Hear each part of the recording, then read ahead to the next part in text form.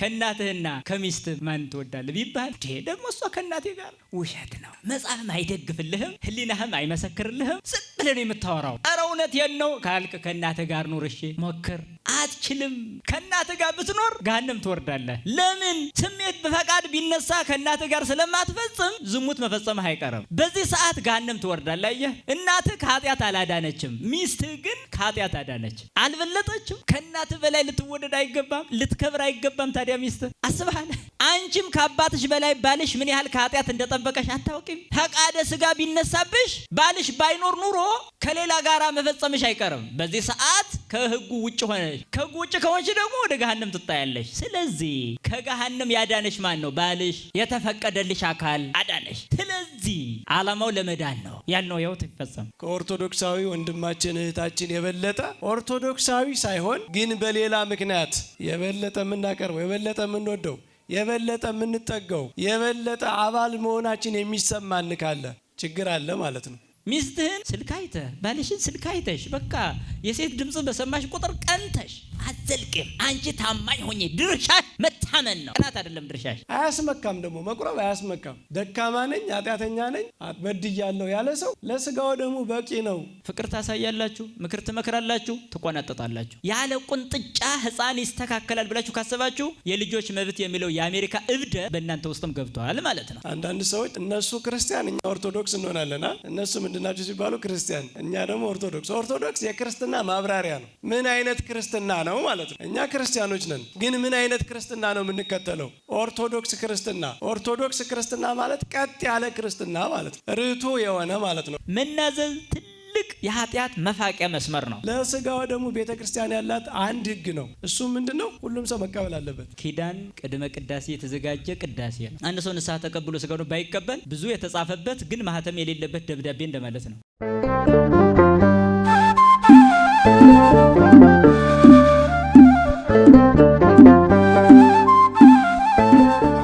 በሰፊው ይሄንን ርዕሰ ጉዳይ አድርገን በጥያቄ አምጥተናል። ኦርቶዶክሳዊ ማህበረሰብ እንዴት መገንባት እንችላለን ነው። ከዚህ ጋር ተያይዞ የኦርቶዶክሳዊ መገለጫዎች ምንድናቸው? ኦርቶዶክሳዊነትን እንደ እንቅፋት ሆነው የሚያዳክሙ ሁኔታዎችስ ምንድናቸው? ቅዱሳን አባቶቻችን እንደዚህ ያሉ ፈተናዎችን በምን መልኩ አለፏቸውና አሁን በዚህ ዘመን የምንገኝ ክርስቲያኖች እነዚህን ፈተናዎች ለመሻገር ምን ማድረግ ይጠበቅብናል የሚሉትን ጥያቄዎች አብራርተው ወንድማችን ዲያቆን በረከት ጥያቄውን ይመልስሉናል። ወደሳቸው። በመጀመሪያ ኦርቶዶክሳዊ ማህበረሰብ መገንባት እንዴት ይቻላል የሚለው ጥያቄ ከምንድን ነው መጀመሪያ ያለብን? ቤተ ክርስቲያን የተገነባች ማህበረሰብ ነች። እንደ አዲስ የምትገነባ አይደለችም። እና ቤተ ክርስቲያን ማህበረሰብ ነች፣ ህዝብ ነች፣ የተገነባች በመገንባት ላይ ያለች ነች።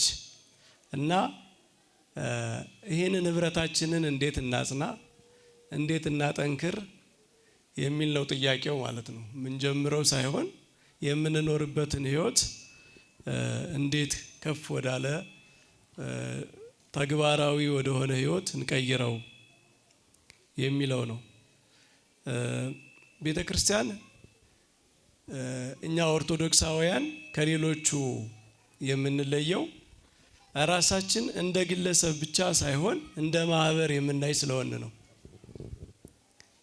የኦርቶዶክሳዊ ነገረ ቤተ ክርስቲያን አንዱ መገለጫው ህብረቱ ነው፣ ማህበራዊ ህይወቱ ነው። በሌላው አንድ ሰው መጽሐፍ ቅዱስ ይዞ በቃ እግዚአብሔርን እያመለከ ያንን እያነበበ ሊኖር ይችላል። በእኛ ግን ትክክለኛ ክርስቲያናዊ ህይወት ለመኖር በማህበሩ ውስጥ መኖር አለብን። ካህናት ያሉበት፣ ጳጳሳት ያሉበት፣ ሁሉም እንደየድርሻው አገልግሎት ያለበት ማህበር ነች ቤተ ክርስቲያን፣ ህብረት ነች። ከዚያ ህብረት ውስጥ መውጣት አንችልም። በግል መዳን አይቻልም ማለት ነው። የግለሰብ ድነት የለም። እንደ ግል ብቻ ሳይሆን እንደ ማህበርም ነው እግዚአብሔር የሚያውቀን። ይህንን ማወቅ አለብን። እግዚአብሔር እኛን እንደ ግለሰብ ብቻ ሳይሆን እንደ ህዝብም ነው የሚያውቀን። ህዝብ ነን፣ የእግዚአብሔር ህዝብ ነን፣ የእግዚአብሔር ማህበር ነን። ኦርቶዶክሳዊነት አንዱ መገለጫው ይሄ ነው። ስለዚህ ይህንን ማጽናት አለብን። ስለዚህ ለማጽናት ማወቅ አለብን ማለት ነው። በመጀመሪያ ማወቅ አለብን። አሁን እያወቅን አይመስለኝም። እያወቅን አለመሆኑን የሚያሳዩ ምልክቶች አሉ። ለምሳሌ እኛ ኦርቶዶክሳውያን ከኦርቶዶክሳውያን የበለጠ የምናስበልጠው ማህበር ካለን ችግር አለ ማለት ነው። ከኦርቶዶክሳዊ ወንድማችን እህታችን የበለጠ ኦርቶዶክሳዊ ሳይሆን ግን በሌላ ምክንያት የበለጠ የምናቀርበው፣ የበለጠ የምንወደው፣ የበለጠ የምንጠገው፣ የበለጠ አባል መሆናችን የሚሰማን ካለ በቤተ ክርስቲያን ከተሰበሰበው ሕዝብ የበለጠ ለእኛ የሚቀርብ ሌላ ማህበር ካለ፣ ሌላ ህብረት ካለ ቤተ ክርስቲያን ከፍ ያለች አንድነት ነች፣ ከፍ ያለች ህብረት ነች የሚለውን ቢያንስ በስራ እየካር ነው ማለት ነው። ቢያንስ በስራ እየካር ነው። ከነገራችን ላይ የሚካድ በስራም ነው። ሰው በልቡ አምኖ በስራ ሊክድ ይችላል። ስለዚህ ይህንን ማወቅ አለብን።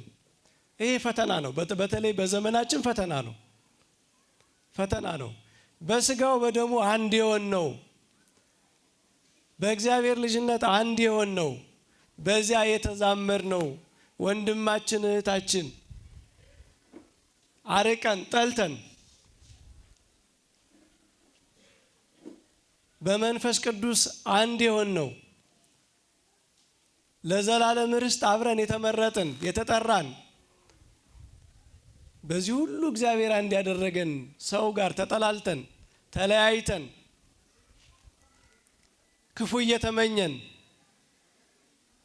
ከዚያ ውጭ ለሆነው አካል ደግሞ በሌላ ምክንያት የበለጠ አቅርበን የምናይ፣ እንደዚህ ከሆነ ቤተ ክርስቲያንን በስራ ክደናታል ማለት ነው።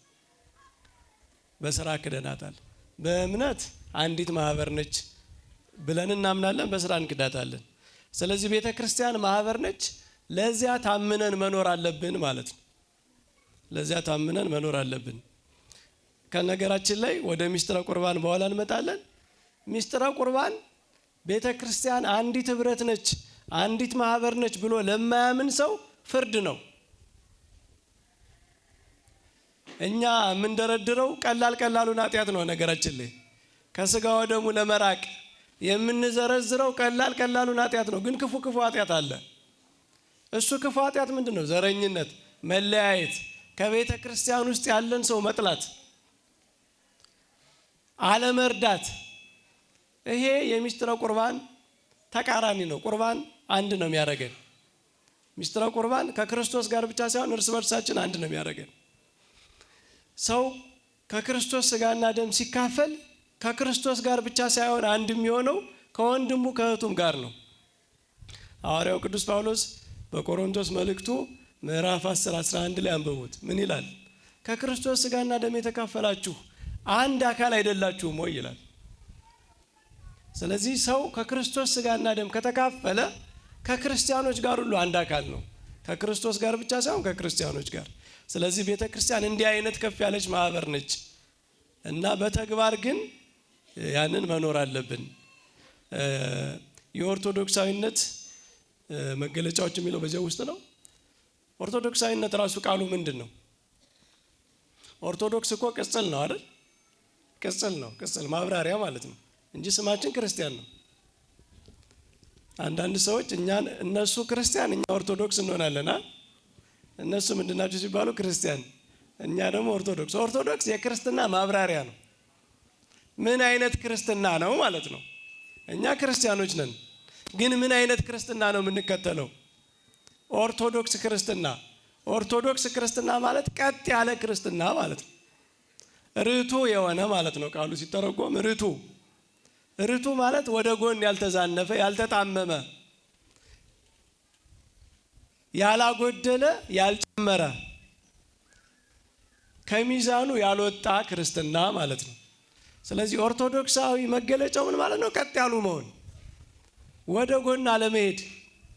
አንዳንዱ ሰው እምነት ነው ይላል፣ ዋናው እምነት ነው ይልና ስራን ይተዋል። አንዳንዱ ደግሞ በስራ ብቻ እንደ አይሁድ ተመክቶ ደግሞ እምነትን ይተዋል። እኛ ኦርቶዶክሳውያን ምን እንላለን? እምነት መሰረት ነው፣ ነገር ግን ስራም ደግሞ አስፈላጊ ነው። ይሄ ነው ኦርቶዶክስ፣ ወደ ጎን ያልተንሸዋረረ ማለት ነው። ኦርቶዶክሳዊነት ርቱዕነት ነው። ርቱዕነቱ በእምነትም በሕይወትም የሚገለጥ ማለት ነው። በእምነት ርቱዕ መሆን ብቻ ኦርቶዶክሳዊ አያስብልም። መልካም ሰው በስራ በምግባር መልካም ሰው መሆን ብቻ ርቱዕ አያስብልም። ለምን? ከአሕዛብ መካከል እኮ በመልካም ስራ ከኛ የሚሻሉ አሉ የሉም? ከኛ መካከል ወንድሙን እህቱን የሚገልሰው አለ። ከአሕዛብ መካከል ግን ሰውነታቸውን ቆርጠው የሚሰጡ እኮ አሉ የሉም እንዴ? እነሱ ምንድን ነው የጎደላቸው? ሃይማኖት ከጎደለ መልካም ምግባር ብቻውን ርቱዕ አያረግም። ሃይማኖት ሳይኖር መልካም ስራ እንደማያድን ሁሉ መልካም ስራ ሳይኖር ሃይማኖት ደግሞ ሙት ነው። ስለዚህ ኦርቶዶክሳዊ ማለት በሃይማኖቱም በሕይወቱም ቀጥ ያለ ርቱዕ የሆነ ቢወድቅ የሚነሳ። ይሄ ማለት ሰው ሁልጊዜ ቀጥ ብሎ ይኖራል ማለት አይደለም። ሲወድቅ የሚነሳ፣ ሲያጠፋ የሚመለስ፣ እግዚአብሔር ያዘጋጀለትን የመመለሻ መንገድ የሚጠቀም፣ እግዚአብሔር ባህሪያችን ድካማችን ስለሚያውቅ ሁልጊዜ ለውድቀታችን መነሻ መንገድ ስላዘጋጀልን ያንን የሚጠቀም ሰው ማለት ነው። ኦርቶዶክሳዊነት ርቱዕ ነው። ስለዚህ ርቱዕ የሚሆነው ሰው በራሱ ልቡና ተመርቶ አይደለም፣ በክርስቶስ ትእዛዝ የሚኖር ከሆነ ነው። ትእዛዙን የሚፈጽም በትእዛዙ የሚኖር ሰው ነው ኦርቶዶክሳዊ የሚባል እና እኛ ከትእዛዙ ቀንሰን አይደለም የምንወስደው። ከትእዛዙ ቀንሰን የሚመቸንን እየመረጥን አንፈጽምም። እንደዚህ አይነት ሰው አለ አይደል? ከወንጌል ቀንሶ የሚቀበል ይሄ በቅዳሴ በመጽሐፈ ቅዳሴ ምን ተብሏል? ነውረ ሕሊና ያለበት ሰው ማለት ነው። እመቦ ነውረ ሕሊና ዘቦ ይቅረብ፣ የሕሊና ነውር ያለበት ሰው አይቅረብ የተባለ እንደው በድካም የሚወድቀው የሚነሳው ሰው አይደለም። ለሱማ ንስሐ ተሰጥቶታል፣ ይቀርባል። ከወንጌል ቀንሶ የሚፈልገውን የሚወስድ የማይፈልገውን ደግሞ አልፈልግም የሚል ሰው ነው የሕሊና ነውር ያለበት። ይሄ ምን አይነት ሰው ነው? የክርስቶስን ትእዛዝ ሳይሆን የሚፈጽመው እሱ የወደደውን መርጦ ነው ማለት ነው። ክርስቶስ አድኗል፣ ክርስቶስ መድኃኒት ነው የሚለውን ይቀበላል። አይ መስቀሌን ተሸክመህ ተከተለኝ የሚለውን አይፈልግም።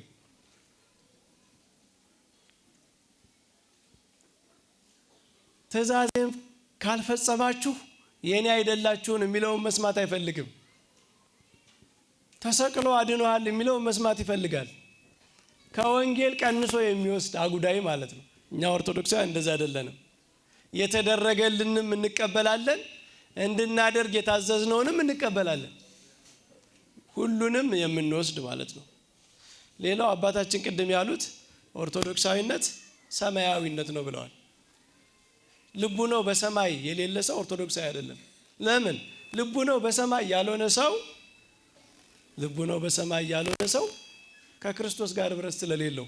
ክርስቶስ እኮ በሰማይ ነው ያለው፣ አርጎ በአባቱ ቀኝ ተቀምጧል አይደል? ከዚያ በኋላ የእኛን ልብ ወደ ሰማይ ነው የሚወስደው። አሁን ልባችን በኋላ ሙሉ ሰውነታችን ከነስጋችን። ስለዚህ ልቡ ነው በሰማይ ያለ ሰማያዊ ሕይወትን የማይረሳ መንግስተ ሰማያትን የሚናፍቅ እንደው ነገሩ በዚህ ምድር የማያልቅ ክርስቶስን ለዚህ ምድር ተስፋ የሚያደርጉ ሰዎች ምስኪን ናቸው ይላል ቅዱስ ጳውሎስ።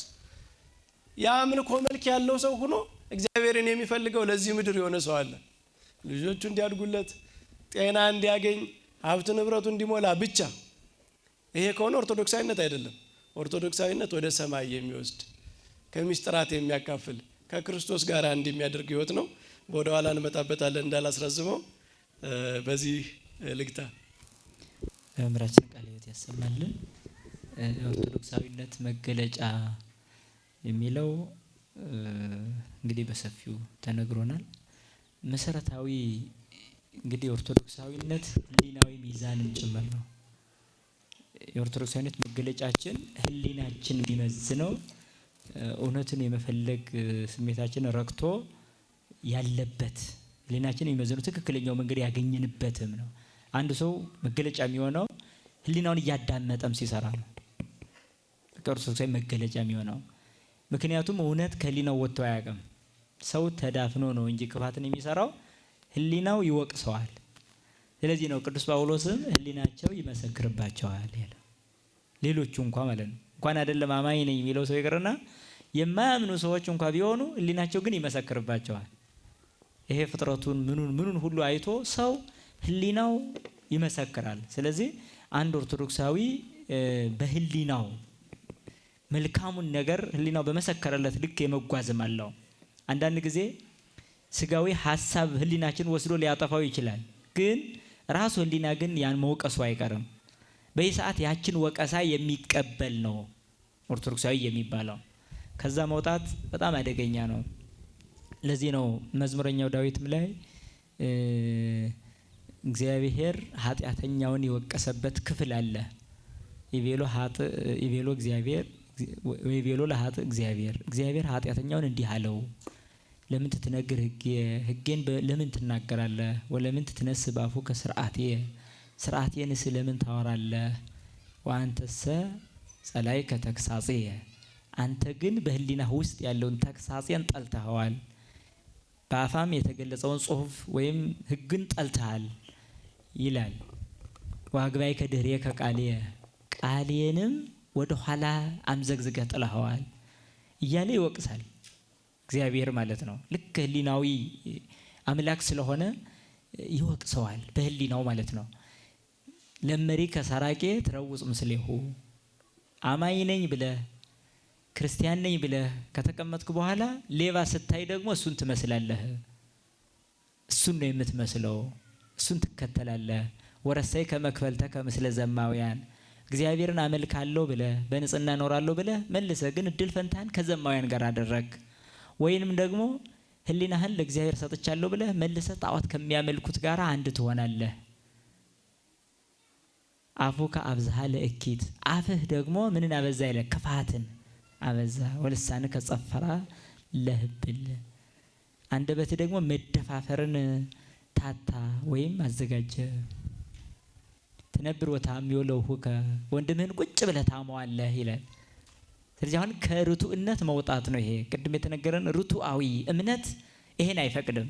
ቀጥታ እነዚህን ሁሉ በህሊናው ይወቅሳል፣ በተግባሩ ግን ይፈጽማል።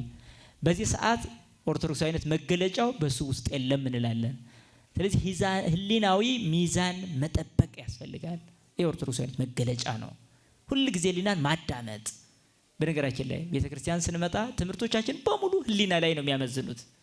አሁን ለምሳሌ ተንሱ ለጸሎት ሲል ቁመን እያለን ተነሱ የሚባል ስብከት ምን ማለት ነው ስትሉ የህሊና ነው ማለት ነው።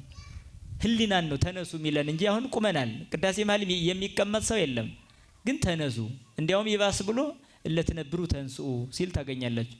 የተቀመጣችሁ ተነሱ ይላል። አሁን ቅዳሴ ላይ የተቀመጠ ሰው የለ። ግን የተቀመጣችሁ ተነሱ ማለት የህሊና ሚዛን የወደቀባችሁ አንሱት ህሊናችሁን። ስለዚህ እግዚአብሔርን ተመራምረን እንድረስበት አትበሉ፣ በህሊናችሁ አመስግኑት፣ ተነሱ ማለት ነበር። ለዛ ነው ወደ ምስራቅ ተመልከቱ ይላል። ወደ ምስራቅ ተመልከቱ። ህሊናዊ ሚዛንን ከጠበቅን በኋላ ደግሞ እውነተኛ ኦርቶዶክሳዊ ሚዛኑ ወደ ምስራቅ መመልከት ነው። ወደ ምስራቅ መመልከት ማለት በመሰረታዊ ትርጉሙ ምንድን ነው? ወደ ምስራቃዊት ህገ ወንጌልን ለመፈጸም ሁሌ ትጉ ማለት ነው። ስለዚህ ኦርቶዶክሳዊነት ሁሌ ህጉን ፈጸምኩ አልፈጸምኩ እያሉ መትጋት ነው። ወደ ምስራቅ መመልከት። ጌታም በኋላ የሚመጣው በምስራቅ ነው ይላሉ መጻሕፍት። ምስራቃዊት የሆነች ህገ ወንጌልን ለመፈጸም ሁሌ መመልከት የሚለው ነው። እንግዲህ በህሊናዊ ሚዛን መኖር ወደ ምስራቅ መመልከት። ምስራቅ ማለት ፀሐይ መውጫ ነው። ምስራቅ እመቤታችንም ትገለጻለች። የፀሐይ ጽድቅ የክርስቶስ መውጫ መገኛ ስለሆነች ወደ እሷም በቃል ኪዳኗ ተመልከቱ ማለቱ ነው። ሌላው ህገ ወንጌልን ፈጽሙ ማለት ነው። ስለዚህ ህገ ወንጌልን ቅድም መምህራችን የነገሩን በጣም የሚገርም ነው። ያ ማለት ወንጌልን በተመለከተ ለብዙ ሰዎች ግልጽ አይደለም። እግዚአብሔራዊ መልእክት ነው። እግዚአብሔራዊ መልእክት ግን አንዳንዶች የሚጠቅምና የሚጎዳ ነገር ለይተው እስከ ማስቀመጥ የደረሱ አካላት አሉ ማለት ነው። ከዚህ ውጭ ነን እኛ። በቃ እንዲህ አይደለንም። ለስጋ ፍላጎት የሚመር የሚመስለውን ነገር ትተን ለስጋ ፍላጎት የሚጠቅም የሚመስለውን ህግ የምንቀበል ከሆነ ኦርቶዶክሳዊነት አይደለም። ወደ ምስራቅ ተመልከቱ ማለት በምልአት ተቀበሉት ነው ቀጥታ ማለት ነው። ስለዚህ ኦርቶዶክሳዊነት መለኪያ ነው፣ ይሄ መገለጫ ነው። በምልአት መቀበል፣ በጥቂት ጥቅሶች አለመንጠልጠል። ይህ አይነቱ በጣም አደገኛ አባዜ ነው በዚህ ዘመን። በተለይ ዓለማዊነት በውስጥህ እያለ ሁሉ ክርስቲያን መስለህ ለመኖር ትታገላለህ። ለምን? ጥቂት ጥቅሶች ስለያዝክ እነዛ ወደ መዳን የሚወስዱ ይመስሉሃል። ጥቂት ጥቅስ አይደለም የሚያድነን፣ ሙሉ ህግ ነው የሚያድነን። አዳኙ ነው። ለምሳሌ 10 ቃላት አሉ አይደል? ከ10 ቃላት አንዳንዱ ሰው እግዚአብሔርን አምልክ የሚለውን የያዘ ይመስለዋል። እንዲያውም ይሄን የያዙ መስሎ ብዙዎቹ እኛን የሚነቅፉም አሉ እንጂ ሌላ አምላክ አታምልክ እያለ እናንተ እንዴት አመልካላችሁ ብሎ ሁሉ ያላልነውን አምጥተው የሚጭኑ ሰዎች አሉ። ይሄ ስህተት ነው። ሌላውን አታምልክ ተብለናል፣ አዋና መልከም ጥሩ። ስሙን በከንቱ አትጥራ ያለውን ግን የሚፈጽመው ስንቱ ነው አሁን ነው። ለምን? ስሙን በከንቱ አትጥራ ማለት ለማማረር አትጥራ ነው። ለእግዚአብሔርን ያላማረረው ስንቱ ነው። ስለዚህ ኦርቶዶክሳዊ ማለት እሱን ብቻ እንደምታመልክ ስሙንም በማማረር አትጠራም። ወደ ህጉ ተመለከትክ ማለት ነው። ስለዚህ ወደ ህጉ መመልከት የሚለውን ያሳያል። እና ህሊናዊ ሚዛን እንጠብቃለን፣ ወደ ህጉ ቀጥ ብለን እንመለከታለን። ስለዚህ አሁን ህግጋቱን አንዱ ይጠቅመኛል አንዱ ይጎዳኛል በማይል ማለት ነው። ሰንበትን አክብር ካለ ህጉ ነው። እናት አባትን አክብር ካለ ህጉ ነው። አትግደል አትስረቅ ካለ ህጉ ነው። አታመንዝር ካለ በቃ ህጉ ነው። በሐሰት አትመስክር አለ ህጉ ነው። የሰው ገንዘብ አትመኝ አለ ህጉ ነው። ወንድምህን እንደራስህ ውደድ አለ በቃ ህግ ነው ማለት ነው። ከነዚህ መካከል አንዷን ትቼ 9ኙን ብፈጽም እንኳን ሊያድነኝ አይችልም።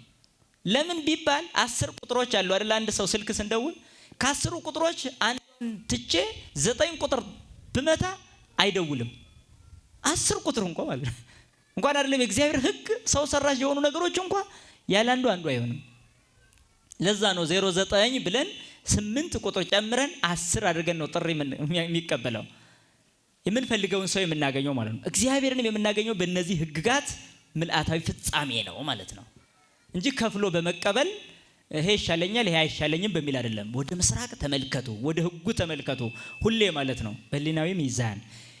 ሶስተኛው ወደ ህጉ የተመለከተ ሰው ምንድነው የሚያደርገው? ሌላው ጸጸት ነው። ኦርቶዶክሳዊ መገለጫ ነው ይሄ። ሁሌ መጸጸት አለበት ኦርቶዶክሳዊ ሰው። አንድም ቀን መልካም ስራ ሰራሁ ብሎ ራሱን ግን ከመውቀስ ነፃ ሆኖ አያውቅም ኦርቶዶክሳዊ። ሁሌ ራሱን መውቀስ አለበት። ይሄ ወቀሳ ቀላል እንዳይመስላችሁ። ሐዋርያ ቅዱስ ጳውሎስ በአንደኛው ቆሮንቶስ 10 ላይ ወሰበኮነነ ለሊነ ርዕሰነ እምኢተኮነነ፣ በራሳችን ላይ ብንፈርድ ባልተፈረደብንም ነበር ይላል። ስለዚህ ሰው ሁሌም በራሱ ላይ መፍረድ ይሄ ኦርቶዶክሳዊ መገለጫ ነው። እንደውም በዚህ ዘመን እየጠፋ ያለው ደግሞ ይሄ ነው፣ በራሱ ላይ መፍረድ። ሊቁ ዮሐንስ አፈወርቅ ዳኛ ልትሆን ያምርሃል ይላል፣ ፈራጅ ልትሆን ያምርሃል። ስለዚህ በወንድም ላይ ከመፍረድ ነፃ ሁንና እቤት ገብተህ ወንበር አዘጋጅተህ ቀን ሙሉ ስትሰራ የዋልከውን ቁጭ ብለህ በራስ ላይ እየፈረድክ ማምሸት አለብህ ይላል። ልጆችም እንዳይገቡ በር ዝጋ፣ ቴሌቪዥንም እንዳይኖር ዝጋ። ከዛ ገባ ብለህ እስኪ ራስን መፍረድ። ዛሬ ምንድን ነው ያደረከው? ቢሮ ላይ፣ ንግድ ላይ፣ ምን ላይ፣ በወንድምህ ላይ እንዲህ መፍረድ። ይሄ ኦርቶዶክሳዊነት ነው። አባ ዮሐንስ ሐጺር የተባለ አንድ የትህትና ሰው ነበረ። እሱ ምን እንዳለ ታውቃላችሁ? ራስን መውቀስ የሚባለውን ትንሹን ተመልከቱ። ራስን መውቀስ የሚባለውን ትንሹን ሸክም አምዘግዝገን ጥለን ወንድምን መውቀስ የሚባል ትልቅ ሸክም ተሸክመናል ይላል። አያችሁ፣ ኦርቶዶክሳዊ ሰው በራሱ ነው የሚወቅስ እንጂ በሌላው አይወቅስም፣ ጭራሽ በሌላው አይፈርድም። ለዛ ነው ክርስቶስም በወንጌሉ ላይ ማቴዎስ 7 ቁጥር 1 ላይ ኢትኮንኑ ከመ ኢትኮነኑ፣ እንዳይፈረድባችሁ አትፍረዱ ይላል። በዛ ሰፈርክሙ ይሰፍሩ ለክሙ፣ እናንተ በፈረዳችሁበት ፍርድ ይፈረድባችኋል በማለት ይናገራል። ስለዚህ ኦርቶዶክሳዊ መገለጫ ህሊናዊ ሚዛንን መጠበቅ፣ ወደ ህጉ መመልከት በተመለከት ነው። ልክ ደግሞ ሁሌ ቃሉን ስንመለከት እኛ እንድንወቅስ ነው የሚያደርገን። መስታወት የሚያይ ሰው የራሱን ክፍተት አይደል የሚመለከት? ልክ ህጉን የሚመለከት መጽሐፍ ቅዱስ የሚመለከትም ሰው የራሱን ክፍተት ይመለከታል። ከክፍተቱ የተነሳ ራሱን ይወቅሳል ማለት ነው። ታዲያ ራስን መውቀስ ከምን እንደሚያድን ታውቃላችሁ? የሚገርመው ከውዳሴ ከንቱ ያድናል፣ ከትዕቢት ያድናል። አንድ ሰው ሊያከብር መጥቶ እንኳን አንተ እኮ እንደዚህ ነህ፣ ትልቅ ሰው ነህ፣ የከበርክ ነህ ወዘተ ሲል ውስጣችን ራሳችን ስለሚወቅስ አንቀበለውም። በዚህ ሰዓት እንድናለን ማለት ነው። አለበለዚያ ግን ውስጣችን ስለማይወቅስ በላይ የሚመጣውን ውዳሴ እንቀበለዋለን። ስንቀበል ጌታ ደግሞ ምን ብሎ ይፈርዳል ማለት ነው? ነሱ እሴቶሙ ዋጋችሁን ተቀብላችኋል ከሰው ብሎ ያቆማል ማለት ነው። በሙያችን፣ በሀብታችን፣ በጉልበታችን፣ በእውቀታችን ምስጋና ሲመጣ የማንቀበል የምንሆነው ውስጥ ወቀሳ ሲኖር ነው። በውስጣችን ካለው ወቀሳ ነፃ እስከሆነ ድረስ ሁሌም ውዳሴ ከንቱን እንቀበላለን። ውዳሴ ከንቱን በተቀበልን ቁጥር ደግሞ ከእግዚአብሔር ዋጋ እንወጣለን ማለት ነው። ይሄን ኦርቶዶክሳዊነት ደግሞ ከዚህ ነፃ መሆን ነው። ከእግዚአብሔር ዋጋ ለማግኘት ከዚህ ዓለም ዋጋ ነፃ መሆን የሚመለከት ነው።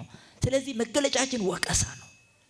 ከወቀሳ ነፃ መሆን የለበትም ሰው። እቺ በተለይ ኦርቶዶክሳዊ አእምሮ መጠበቅ አለባት። በዚህ መልክ ስንወቅስ ነው። ከዛ ሌላኛው በዚህ ወቀሳ ብቻ መኖር ሳይሆን ደግሞ መናዘዝ ይጠይቃል። በቃ ከፍ ያሉ ጉድለቶቻችን በንስሐ አባት ስር መናዘዝ። ይሄ ጸጸት ወዴት ያደርሳል? ወደ መናዘዝ። በቃ ይሄ ነው። ያለ ካህን እንደማይዳን ነግሮናል። አሁን አንዳንዶች ካህን እንደማያስፈልግ ለመናገር ለራሱ ለእግዚአብሔር እነግራለሁ ሲሉ ይደመጣሉ። አይደለም። እግዚአብሔርማ ሳንሰራው ያውቃል። ሳንሰራው ለምታውቀው ለእግዚአብሔር ምን ትናገራለህ? ሳልሰራው ያውቅ የለ እንዴ? ሳላስበው የማስበውን ያውቃል። ሳላደርገው የማደርገውን ያውቃል። እምቅድመ ህሊና ኩሎ ያአምር አይደለም እንለው? ከሐሳብ በፊት አለ ሐሳብን ያውቃል ይላል። ስለዚህ ከሐሳብ በፊት ሐሳቤን ካወቀ አስቤ የፈጸምኩትን ነገር ለእግዚአብሔር እንዴት እነግራለሁ? ለማን የምናገረው? ለካህን። ለምን? መሰረታዊ ቁልፉ ምንድነው ካላችሁ የዚህ የንስሐ ውስጣዊ ፍልስፍናው መናዘዝ ትልቅ የኃጢአት መፋቂያ መስመር ነው። ለምሳሌ ሰው በነፍስ በስጋ ውስጥ ነው ያለ፣ ተዋህዶ ነው ያለ። ስጋ ተግባራዊ ድርጊት መፈጸሚያ ነው። ነፍስ ደግሞ የድርጊት ማውጠንጠኛ ነው። ማሰብ በአእምሮ ውስጥ ይታሰባል፣ በስጋዊ አካል ይፈጸማል። በዚህ ሰዓት ይሄ ሰው በመንፈሱም ረክሷል፣ በስጋውም ረክሷል። ስለዚህ ስግደት ቢሰግድ ስጋውን ብቻ ነው እየቀጣ ያለው፣ ቢጾም ስጋውን ብቻ ነው እየቀጣ ያለው። እንደዚሁ ቁሞ ቢያድር ቢያለቅስ ስጋውን ብቻ ነው እየቀጣ ያለው። ነፍስ ከመርከሷ ነፃ አይደለችም። ታዲያ ይችን ነፍስ ከርኩሰቷ ነፃ ለማድረግ መድኃኒቱ ምንድነው? ለሷ ቅጣቷ ምንድነው ከተባለ ኃጢአት ስንሰራ ያላወቀ ያላየ ካህን አለ። ሰው እንዲያይ ተሸሽገን ስለሆነ የሰራ ነው። ቀጥታ ለማያውቅ ግን ሰምቶ ሊያሳፍረን ለሚችል እንደኛ ላለ ባህሪ ላለው ሰው እንሰጣል፣ እንነግረዋለን ማለት ነው። ስንነግር ነፍሳችን ትጸጸታለች፣ በጣም ታፍራለች። ይህ ማፈር የነፍስን ርኩሰት ያነጻዋል ማለት ነው። ይሄ ነው። ቢጾምማ ነፍስ አትበላም እኮ ጥንቱንም፣ ቢሰግድም ነፍስ አትደክምም። ቅጣቷ መፍራት ነው፣ ማፈር፣ መሸማቀቅ ነው። ስለዚህ መናዘዝ ያስፈልጋል። ምንለው ዝም ብለን አይደለም። ቀጥታ ማለት ሂድ ራስህን ለካህን አስመርምር ማለት እኮ ነው። አስመርምር ማለት ካህኑ ይመረምረዋል ማለት ነው። ስለዚህ ነው አንዳንድ ሰው በስጋዊ ህመሙ አካሉን በሙሉ ለዶክተር ገልጦ ያሳያል። በኃጢአቱ ጊዜ ግን የነፍሱን ኃጢአት ለካህኑ ገልጦ ማሳየት የሚፈራ ሰው አለ። በዚህ መዳን አይቻልም። በኋላ ከምናፍር አሁን ማፈር ማለት ነው። ስለዚህ ኦርቶዶክሳዊነቱ በኋላ ከማፈር አሁን የማፍርበት ነው ማለት ነው። በቃ አሁን አፍሬ ማለፍ አለብኝ። መሸፋፈን፣ ህመምን መደባበቅ ፈውስን አያመጣምና ስለዚህ ነው ኦርቶዶክሳዊነት መገለጫው በህሊናዊ ሚዛን እንኖራለን፣ ወደ ህጉ እንመለከታለን። በዛ ተግባራዊነት ነው ራሳችን በመውቀስ የምንገኘው። ከዛ በኋላ እንናዘዛለን። ክርስቶሳዊ መገለጫ ይባላል። በእንደዚህ አይነት ሌላኛው እውነተኞችን መቀበል ኦርቶዶክሳዊ መገለጫ ነው። ይህ ብቻ አይደለም። አንዳንዱ ቢያለቅስ ምን ቢል ደግሞ በቅዱሳን ላይ መጠራጠር፣ እውነተኞችን መጠራጠር በኦርቶዶክሳዊነት የለም። በቅዱሳን ላይ መጠራጠር አይቻልም። ህብረቱ እሱ ነው። ለምሳሌ አንድ ግንብ አለ፣ ብዙ ድንጋይ ነው የተከመረበት። በጣም ጥሩ። አንዱ ድንጋይ ሌሎቹን ድንጋይ ቢነቅፍ እዛ ቆሞ መኖር ይችላል? አይችልም። ስለዚህ ክርስትና ወይም ኦርቶዶክሳዊነት በቅዱሳን ህብረት መኖር አይደል? ከዛ ህብረት አንዱ መጥላት፣ ቅዱሳን መንቀፍ፣ እንደኔ ናቸው፣ ተራ ሰው ናቸው፣ በቃ እኔ ብሎ ካሰበ ከህብረቱ እየወጣ ነው ማለት ነው፣ ከፍቅሩ እየወጣ ነው ማለት ነው። ስለዚህ ይሄን ህብረት ይጠብቃል፣ እውነተኞቹን ቅዱሳንን ይቀበላል። ለዛ ነው ቅዱሳንን ማክበሩ የእግዚአብሔርን ክብር የሚያጎድል እንደሆነ የሚሰማው ኦርቶዶክሳዊ ሊሆን አይችልም። የሚነሳ ክብር ያለው አይደለም እግዚአብሔር። እንዲያውም የበለጠ ቅዱሳንን ስናከብር የበለጠ ክብሩን የምንገልጽበት ነው መገለጫው ማለት ነው። እናቱን ስናከብር ልጇ የሚዋረድ እንደሆነ የሚሰማውም ካለ ስህተት ነው ማለት ነው። ስለዚህ ቅዱሳን ማክበር እና ኦርቶዶክሳዊ ማለት ቅንነትን፣ መልካም አመለካከት የተሞላበትን እምነት የምንገልጽበት ነው ማለት ነው። እሺ መምህራችንን እግዚአብሔር አምላክ ቃልዎትን ያሰማልን። መምህሮቻችንን ዲያቆን በረከት አዝመራውንም መምህር መዝገበ ቃልንም በሚገባ ነው መልሶ የተመለሰው። መልሶ ሲመለስ ግን ዝም ብሎ ዝሩ ሆኖ ተበትኖ የሚቀር ሳይሆን በልቦናችን እርሻ ላይ ተዘርቶ ፍሬ ማፍራት የሚገባው መሆን አለበትና ቃሉን ሰምተን ተግባሩን እንድንፈጽም አምላካችን እግዚአብሔር ይርዳል። መምህሮቻችንን ቃሉ ታሰማልን። ሁለተኛው ጥያቄ መምህር መዝገበ ቃል ይመልሱታል። በትምህርታቸው ላይ ቅድም አስተውላችሁ ከሆነ በተደጋጋሚ እያነሱት ነበርና የልጆች አስተዳደግን በተመለከተ እንደዚሁ ትዳርንም በተመለከተ ጥቂት ነገር ነካ ለማድረግ ሞክሯል፣ ወቅሰውናል። ግን በሚገባ ደግሞ ልንገሰጽበት የሚገባ አንድ ጥያቄ እናክላለን። በዚህ ላይ ጥያቄው ምንድን ነው? በእውኑ ኦርቶዶክሳዊ ትዳር እንዴት መመራት አለበት? ለምንድን ነው ይህን ጥያቄ በየሀቢረው ደግመን ደጋግመን የምናነሳው? መሰረታዊ ነገር ስለሆነ ነው። ኦርቶዶክሳዊ ቤተሰብ፣ ኦርቶዶክሳዊ የልጆች አስተዳደግ ካሌለ በስተቀር ምን የለም? ሃይማኖት የለም፣ ቤተክርስቲያን የለችም። እና ትልቁ መሰረት ስሩ በኦርቶዶክሳዊ ቤተሰብ ስለሆነ በዚህ ላይ አበክረን አጥብቀን ሁል ጊዜ እናሳስባለን። ለዛ ነው ጥያቄውን ዛሬ የምናነሳው። ኦርቶዶክሳዊ ትዳር እንዴት መመራት አለበት?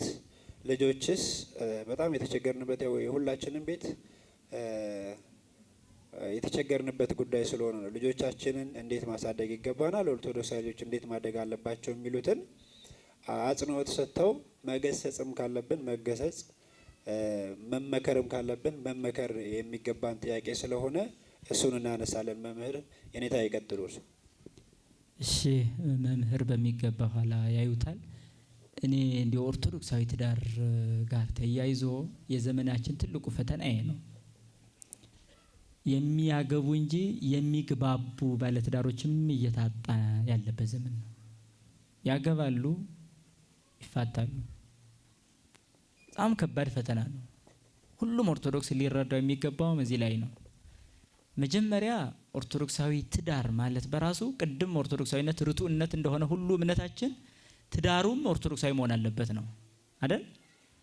ስለዚህ ኦርቶዶክሳዊን ነን ካል ትዳራችን ምን መሆን አለበት? ኦርቶዶክሳዊ የቀና መሆን አለበት ነው። እምነታችን የቀና ነው እንዳል በኦርቶዶክሳዊ ትዳራችንም በዛው ቀናነቱ መቀጠል አለበት እንጂ የምናመልከው እግዚአብሔር እውነተኛ ነው፣ የምንኖረው ትዳር ውሸተኛ ነው የሚባል ታሪክ መፈጠር የለበትም። እንደዛ ከሆነ ኦርቶዶክሳዊ ትዳር ቅንነት ያለበት፣ መልካም አመለካከት ያለበት፣ መልካም እሳቤ ያለበት ትዳር ነው። የሰው ልጅ 3 የማይቀሩ ሁነቶች አሉ በህይወት ውስጥ። አንደኛው መወለድ ነው። ሁለተኛው መጋባት መውለድ ነው። የተለየ ዓላማ ኖሮት ደግሞ ከዓለም የሚወጣ እስከሌለ ድረስ። ሶስተኛው ከዚህ ዓለም በሞት መሸኘት ነው። እነዚህ 3ቱ አይቀሩም አይደል? ስለዚህ ከሆነ የትዳር ህይወት በክርስትና ጊዜ በማዕከላዊ እድሜያችን የምናገኘው ትልቅ ተቋም ነው ማለት ነው። ትዳር ተቋም ነው፣ ኦርቶዶክሳዊ ተቋም ነው ማለት ነው። ትልቅ ብዙ ማህበረሰብ የሚፈጠርበት ተቋም። ተቋምነቱ ራሱ መጀመሪያ ባሉ ሁለቱ አንድነት ይመስረት እንጂ ብዙ አባል የሚፈጠርበት ተቋም ነው። ታዲያ እንደዚህ ከሆነ ይህንን ኦርቶዶክሳዊ ትዳር እንዴት መምራት አለብን ከተባለ አንደኛ የትዳሩን ዓላማ መረዳት። በቃ አንደኛው አሁን የብዙ ሰው ችግሩ ትዳርን ሳይረዳ ነው ወደ ትዳር የሚገባው። ወይ ጊዜያዊ ስሜት ይገፋፋዋል፣ ወይ ደግሞ የሆነ በሌሎቹ ትዳር ሊቀና ይችላል። በእንደዚህ አይነት ሁኔታ ዘው ብሎ ይገባል። በኋላ ደግሞ እንዲህ ነው እንዴ እያለ ወደ ማማረር ይመጣል። ከዛ በኋላ ውስጥ ገብቶ በጣም አደገኛ ወደሆነ ስሜት ይገባል። ስለዚህ መጀመሪያው የትዳሩን ዓላማ መረዳት። የትዳር ዓላማው ምንድነው ካልን መዳን ነው። ሌላ ዓላማ የለውም ትዳር። የምናገባው ለመዳን ነው። እስኪ ይሄንን ቃል እስኪ በሉ። የምናገባው በሉ እስኪ ለምንድን ነው? በቀችን እንዳትረሱ። አያችሁ፣ አንዲት ሴት ባል የምታገባው ለመዳን ነው። አንድ ባል ሚስት የሚያገባ ለመዳን ነው። ተመልከቱ። ዓላማውን መረዳት ማለት ለመዳን እንደምንጋባ መረዳት አለብን ማለት ነው። ስንፋታ ያ መዳን እንደጎደለ መታወቅ አለበት ማለት ነው። ያ መዳን እንደቀረ እናውቃለን ማለት ነው።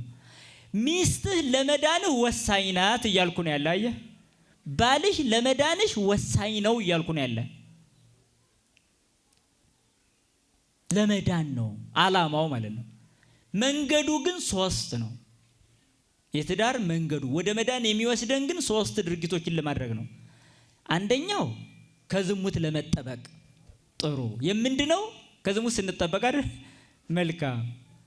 ሁለተኛው ዘር መተካት፣ ለመንግስተ ሰማይ የሚበቁ ልጆችን ማፍራት፣ ይሄም የመዳን መንገድ ነው። ሊቀርም ይችላል፣ ይሄ አይታወቅም፣ ምክንያት ያጋጥማል። ስለዚህ ዘር መተካት ዓላማው አይደለም። ለምን? የትዳር ዓላማ ዘር መተካት ቢሆን ኑሮ ዘር ያልተኩ በትዳር የሚኖሩ አሉ። እነዚህ ምን ይሆኑ ነበር? ትዳራቸው ዓላማ የለሽ በተባለ ነበር። ስለዚህ ግን መዳን ስለሆነ ልጅ ባይወልዱም ይድናሉ ማለት ነው። አለመውለዳቸው የኃጢአት ምክንያት አይደለም። ልጅ አለመውለዳቸው አያስኮንናቸውም ማለት ነው። ትዳርን እስከዚህ ነው ከፍ ብላችሁ መረዳት ያለባቸው። ብዙዎች ትዳራቸውን የሚፈቱት ልጅ ባለማግኘታቸውም ጭምር ስለሆነ ማለት ነው። አንዳንዱ በገንዘብ ምክንያት ነው፣ አንዳንዱ በልጅ ምክንያት ነው፣ አንዳንዱ በተለያየ በግሉ አመል ምክንያት ነው። ስለዚህ ለመዳን ዘር መተካት ወሳኝ ግዴታ አይደለም። እኛ አይደለንማ፣ ስራው የኛ አይደለም። ባልና ሚስት በምንጣፍ አንድ ይሆናሉ። ዘርን ልጅ ወደ ማድረግ ወይም ሰው የሚያደርግ ግን የሚፈጥር ግን እግዚአብሔር ነው። ስለዚህ ነው ናሁ ውሉድ ጸጋሁ ለእግዚአብሔር፣ እነሆ ልጆች የእግዚአብሔር ስጦታ ናቸው በማለት እግዚአብሔር ይናገራል። ልጅ አልሰጠም ማለት ግን ሰዎቹ አይድኑ ማለት አይደለም። እንዲያውም የወለዱት ልጆቻቸውን በአግባቡ እስካላሳደጉ ድረስ ተጠያቂ ናቸው በልጆቻቸው። እነዚህ ደግሞ ትዳራቸውን አክብረው በመኖራቸው የሚድኑ ናቸው ማለት ነው። ሶስተኛው መረዳዳት የሚባለው ነው። መረዳዳት ማለት ቀላል እንዳይመስለን። አፍአዊ መረዳዳት አለ፣ ውስጣዊ መረዳዳት አለ። አፍአዊው መረዳዳት ማለት በውጭ የሚሰሩ ስራዎች አሉ፣ በቤት ውስጥ የሚሰሩ ስራዎች አሉ። በእነዚህ ተረዳድቶ መኖር ነው። ውስጣዊ መረዳዳት ማለት ግን የእሷን ችግር እሱ መሸከም፣ የእሱን ችግር እሷ መሸከም። ለምን? አንድ አካል ሆነዋልና ነው። ኦርቶዶክሳዊው ትዳር አንድ አካል መሆን ነው። አንድ አካል መሆን ማለት ደግሞ እንደ አንድ ልብ መካሪ፣ እንደ አንድ ቃል ተናጋሪ ይሆናሉ ማለት ነው። እንደ አንድ ህይወት ነዋሪ ይሆናሉ ማለት ነው። ስለዚህ በዚህ ውስጥ ምን አለ ማለት ነው? ችግርን አለመረዳት የለም ማለት ነው። በቃ የባሏን ችግር የማትረዳ ከሆነች ኦርቶዶክሳዊ ትዳር ምን ሆኗል? ፈርሷል። አብሮ ቢኖሩም እንኳን ፈርሷል። የሚስቱን ችግር የማይረዳ ከሆነ አብሮ ቢኖርም እንኳን ትዳሩን አፍርሷል። መጀመሪያ የምንገባው ወደዚህ ትዳር ቃል ገብተን ነው። በእግዚአብሔር ፊት ቃል ገብተን ሰነፈች፣ ጠቆረች፣ ከሳች፣ መከነች ብዬ ላልተዋት እግዚአብሔር ምስክሬ ነው ብለን ቃል እንገባለን በእግዚአብሔር ፊት። ይህንን ቃል ማፍረስ አይቻልም። 10 አመሏ ጠባይዋ ቢቀየርም እንኳ ወደ እግዚአብሔር እንጮሃለን አመሏ እስኪስተካከል። ባል በተመሳሳይ ወደዚህ ሐሳብ ቢገባ ሴት ወደ እግዚአብሔር በመለመን ባሏን ማስተካከል እስከዚህ ሰማዕትነት ይፈጽማሉ እንጂ እንደዚህ ነው አይረዳኝም እንደዚህ ነው ብሎ ይኸው መፍታት የልጅ ጨዋታ ከመህንጻ ደቂቅ ኮነ መቅሰፍቶሙ። ህይወታቸው እንደ ህፃናት ቤት፣ ህፃናት ሲሰሩ ይውላሉ፣ ማታ ወደ ቤታቸው አፍርሰው ይሄዳሉ። እንደዚህ አይነት ትዳር መሆን የለበትም።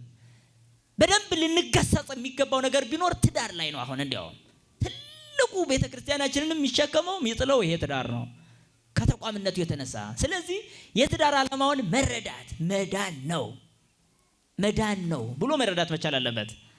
ይሄንን አሁን እንያዝና ሌላ ምሳሌ ልስጣችሁ። አንድ መነኩሴ ገዳም ገባ። ከእግዚአብሔር ጋር ቃል ገብቶ ቆብ አደረገ፣ መነኮሰ። ያን ቆብ ጥሎ ወደ ዓለም ቢመጣ ምን ይሰማቸዋል? እስኪ ይሄን ሰው ብታገኙ ምን ትላላችሁ? እዚህ ዝም ብሎ ዓለም ላይ አይኖርም ነበር? ዝም ብሎ አሁን ቆብ ጥሎ ሊመጣ ብሎ የማይፈርድ ከእናንተ ማን ነው? ኧረ እንላለን። በጣም ጥሩ ላሳያችሁ።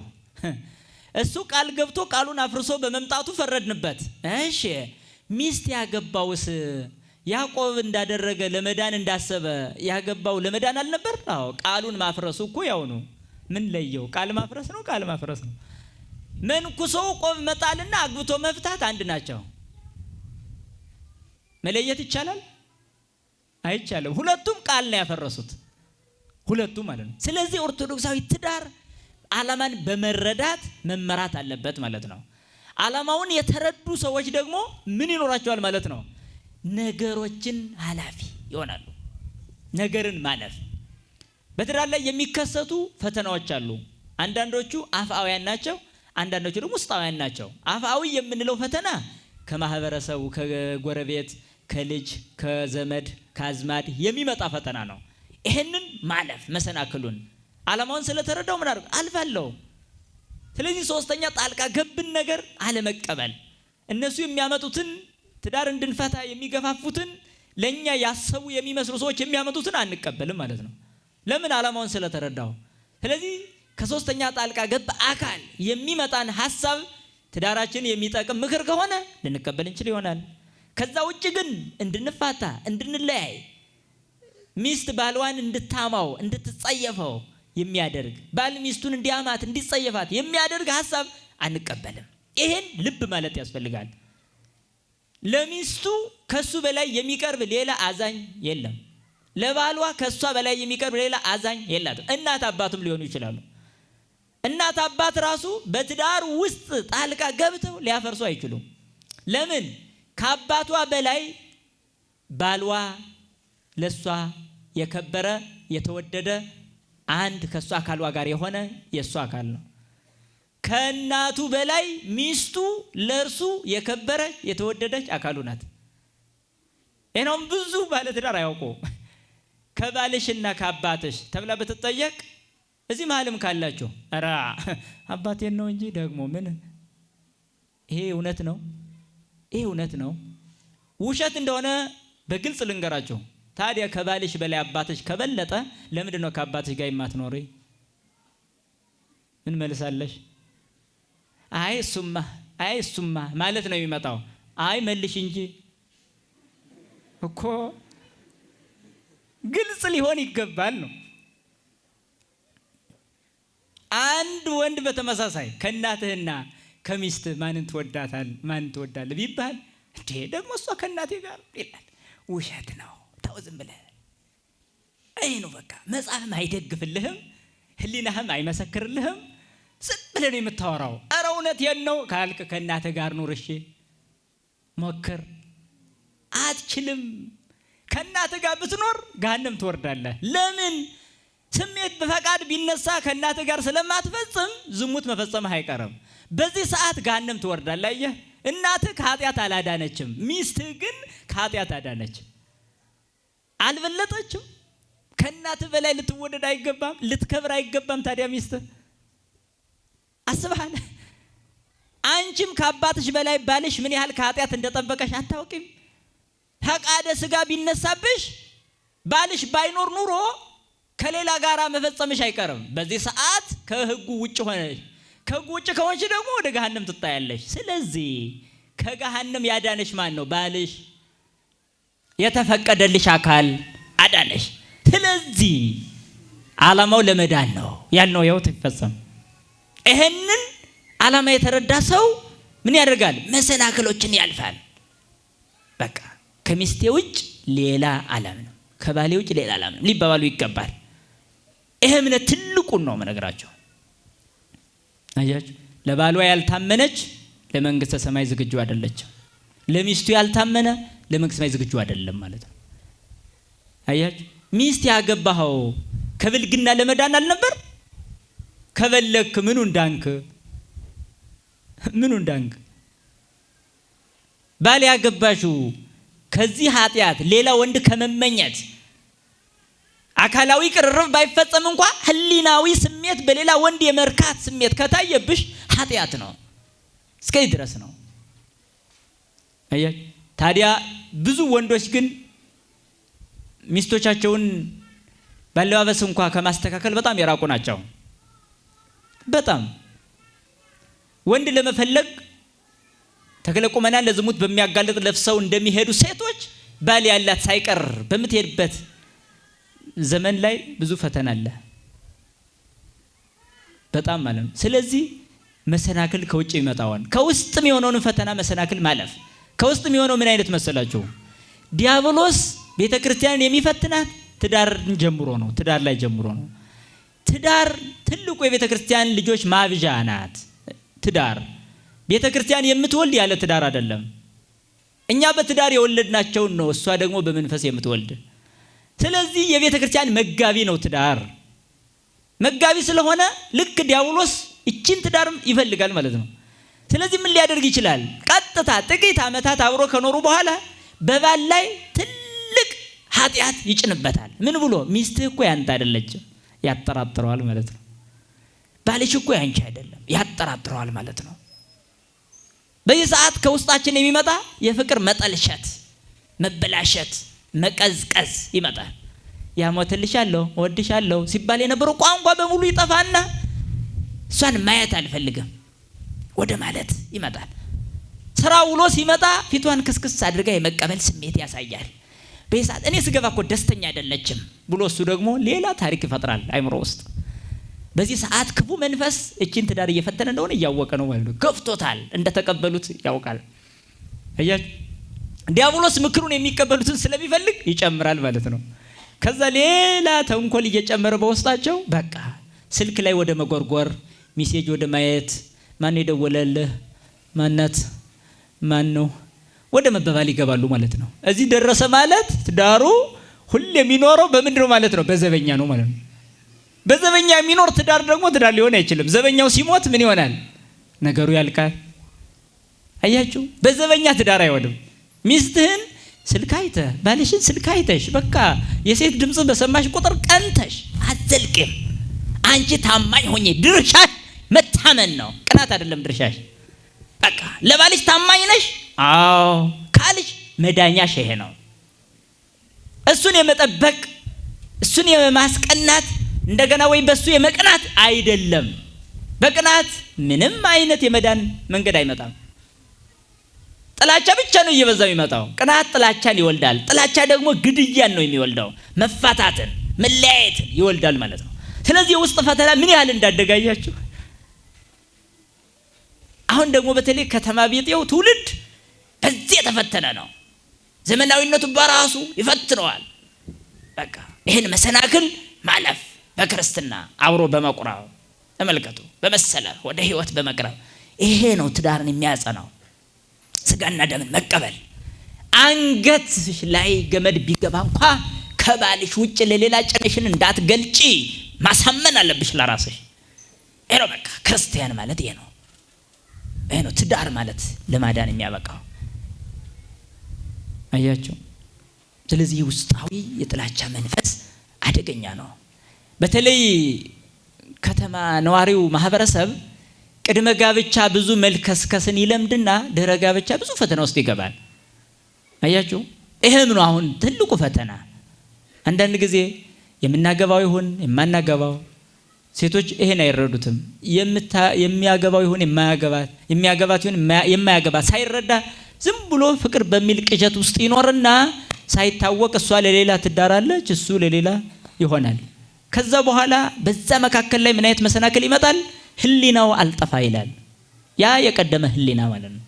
በዚህ የመፈተን ስሜት ውስጥ ይገባል። ይሄ በጣም አደገኛ ነው። ይሄ በጸሎት በተጋድሎ ማስወገድ መድኃኒቱ ይሄ ነው።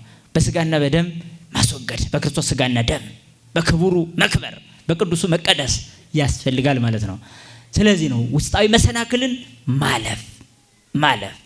ስለዚህ የዘላለምን ድህነት መረዳት፣ ዓላማን መረዳት፣ ውስጣዊና ውጫዊ መሰናክሎችን ማለፍ፣ ከዛ በኋላ በምስጢራት መምራት። በቃ ትዳር በምስጢራት መመራት አለበት። የንስሐ ህይወት፣ የቁርባን ህይወት ይህን ምስጢራት ናቸው። በእነዚህ ትዳሩ መመራት አለበት። ታዲያ በእንደዚህ አይነት የሚመራ ትዳር የልጆች አስተዳደጉ ምን ይሆናል ማለት ነው? በቃ በሚተማመኑ ባልና ሚስት፣ በሚቆርቡ ባልና ሚስት፣ በሚፋቀሩ ባልና ሚስት የሚመጡ ልጆች በቃ አለቀ። ቤታቸው ውስጥ ትምህርት ቤት አለ ማለት ነው። በቀላሉ ማለት ነው። የእናታቸውን የፊት ፈገግታ ይመለከታሉ። የአባታቸውን ለእናታቸው የሚሰጠውን ፍቅር ያያሉ። ይሄን እያዩ ያደጉ ምንም አይነት ምንፍቅና፣ ምንም አይነት ክደት፣ ምንም አይነት ተንኮል አያታልላቸው። አያችሁ። ስለዚህ ልጆቻችን አንደኛ የሚያዩት ከኛ አርአያ ነው። በቃ አርአያ መሆን ነው። ሌላው ግን 3 ነገሮች ለልጆቻችን ወሳኝ ናቸው ለማሳደግ። 3 ነገሮች ምንና ምን አርአያ ከመሆናችን ባሻገር የመጀመሪያው ፍቅር ያስፈልጋቸዋል። ልጆቻችሁን ትወዳላችሁ ብዬ በጠይቃችሁ አዎ ነው የምትሉኝ። አትወዱም። ውሸት ነው። አትወዷቸውም። ኧረ እኔ እወዳቸዋለሁ እንዲሁ በቃ ስፍስፍ ነው የሚለኝ፣ በቃ ትምህርት ቤት ደርሶ እስከሚመጡ ድረስ የሚል ሰው ይኖራል። አቤት ፍቅር አይደለም። ምን ያህል ለአእምሯቸው ጠንቅቃቸዋል። ልብስ መግዛት፣ ምግብ መቀያየር፣ እንዲሁ ጫማ ምናምን፣ ይሄን ነው ፍቅር የምትሉት? አይደለም። ለነፍሳቸው ታስባላችሁ። ይሄ ልጅ ገሃነም ይሆን የሚወርደው ወይስ መንግስተ ሰማያት ይገባ ይሆን? አምላኬ ከኔ የተወለደው ልጅ አንተን አገልግሎ የሚድን ነው ወይስ ዓለማዊ ሆኖ ይጠፋብኝ ይሆን? በዚህ የሚጨነቅ አባት፣ በዚህ የምትጨነቅ እናት አለች። ፍቅር ማለት ይሄ ነው። ሐዋርያው ቅዱስ ጳውሎስም ወላጆች ልጆቻችሁን በተግሳጽ አሳድጉ ነው ያለ። በኋላ እንዳያዝኑባችሁ ይላል። በኋላ ሲኦል ቢገቡ እናቴ እኮ ናት አባቴ እኮ ነው ብለው ማዘናቸው አይቀርም ይላል። ከአካላችሁ የተከፈሉ ልጆቻችሁ ገሃነም ቢወርዱ ትወዳላችሁ? የዲያብሎስ ባሪያ ቢሆኑ ትወዳላችሁ? አትወዱም። ካልወደዳችሁ ከልብሳቸው በላይ ከምግባቸው በላይ ለነፍሳቸው አስቡላቸው። ፍቅር ማለት ይሄ ነው። ለልጁ ዘላለማዊ ሕይወት ማሰብ ነው ፍቅር ማለት። ስለዚህ የመጀመሪያው ፍቅር ነው። እናትና አባት መፋቀር ለልጁ ይጠቅማል። እናትና አባት ልጃቸውን መውደድ ለልጁ ይጠቅማል። ስለዚህ ልጁን የሚጠቅሙት በነፍሳዊ በኩል መውደድ ሲጀምሩ ነው። ይሄማ ግዴታ ነው። ስለሚያስጨንቃችሁም ታደርጉታላችሁ። ይጮሃልማ አምጡ እያለ ያለቅሳል። እንዳያለቅስ ስትሉ ብቻ ሻንጣ መግዛት፣ እንዳያለቅስ ስትሉ ልደት ማክበር፣ ልደት እያላችሁ ስንት ወጪ ታወጣላችሁ። ለነፍሱ ግን አንድ ነገር እንኳን አትገዙለትም። መጽሐፍ ቅዱስ ገዝታችሁ እንኳን እስኪ እንከየው ያንተ ነው ብላችሁ ሰጣችኋል? የለም። ብዙዎቻችን ከዚህ ነፃ ነን። ስለዚህ በቤተ ክርስቲያናችን ልጅ ማሳደግ የመጀመሪያው ፍቅርን አርአያነቱ ባሻገር ፍቅርን ማሳየት ለልጁ። ሁለተኛው ምክር ነው። በጣም ሁሌ ህፃናት ቢሆኑ እንኳን መምከር። በልጅነታችን የምንሰማው እስከ ትልቅነታችን ያገለግላል። ይገርማቸዋል። በህፃንነቱ ከእናት ከአባቱ የሰማ ልጅ ጎበዝ ነው የሚሆነው። በኋላ እናቴ እንዲህ ብላኝ ነበር ብትሞቱ እንኳን አይረሳም። ስለዚህ በህፃንነቱ ጆሮ ላይ ሹክ በሉ። በተለይ እናት ሹክ፣ ልጄ እንዳትደባደብ፣ እንደዚህ እንዳትሆን፣ እንደዚህ። ይሄ ቀላል ምክር ነው። ይሄ ምክር ነው። ሶስተኛው በትር ነው። በትር ያስፈልጋል። ፍቅር ታሳያላችሁ፣ ምክር ትመክራላችሁ፣ ትቆናጠጣላችሁ። ያለ ቁንጥጫ ህፃን ይስተካከላል ብላችሁ ካሰባችሁ የልጆች መብት የሚለው የአሜሪካ እብደት በእናንተ ውስጥም ገብቷል ማለት ነው። የልጆች መብት ይላሉ። ልጅ አሁን እሳት ቢነካ ዝም ልትሉ ነው? መብቱ ነው ብላችሁ ሩጣችሁ አይደል እንደምትይዙት? ለምን መብቱ አይደለ? ተውት እስኪ ይንካ። ገደል ሊሄድ እየሄደ ዝም ልትሉ ነው? እዚህ አካባቢ ገደል የለም እንጂ ቢላ ይዞ አይኑን ላውጣ ቢል አሁን ዝም ልትሉ ነው? መብቱ ነው ብላችሁ ትይዛላችሁ አይደል? አዎ። በነፍሱም እንደዛ ነው። የልጆች መብት ማለት እኮ አንተ ቤተክርስቲያን ስትሄድ አብሮህ እንዳይመጣ መከልከያ እኮ ነው። ለጸሎት ስትቆም አብሮህ እንዳይቆም መከልከያ፣ ስትጾም እንዳይጾም መከልከያ እኮ ነው። ለምን? መብቴ ነው አልጾምም ማለት ይችላል። መብቴ ነው ይበርደኛል ቤተክርስቲያን አልመጣም ማለት ይችላል። መብቴ ነው ይደክመኛል ማለት ይችላል። አያችሁ፣ ለልጅ ማን ነው መብት የሰጠው? በወላጆቹ ነው የሚኖረው። አየህ። ስለዚህ ምን ያስፈልጋል ማለት ነው? ማፍቀር፣ መምከር በበትር። ይሄ እንደሚገባው የጥላቻ በትር አይደለም፣ የፍቅር ነው። እና ልጆች አስተዳደግ እስከዚህ ድረስ መመራት አለበት። ትልቁ ግን አርአያ ሆኖ ማሳየት፣ ከዛ ጸሎት በጣም አርአያ መሆን ነውና ለልጆቻችን ከምንነግራቸው በላይ ለእግዚአብሔር ስለነሱ መንገር የበለጠ ውጤታማ ያደርገናል ማለት ነው። ስለዚህ ስትጸልዩ ስለ ልጆቻችሁ ጸልያላችሁ፣ ክፉ አመላቸውን እንዲተው፣ ይሄ የሚያጨቃጨቃቸው የሚያነጫነጫቸው እንዲለቅ።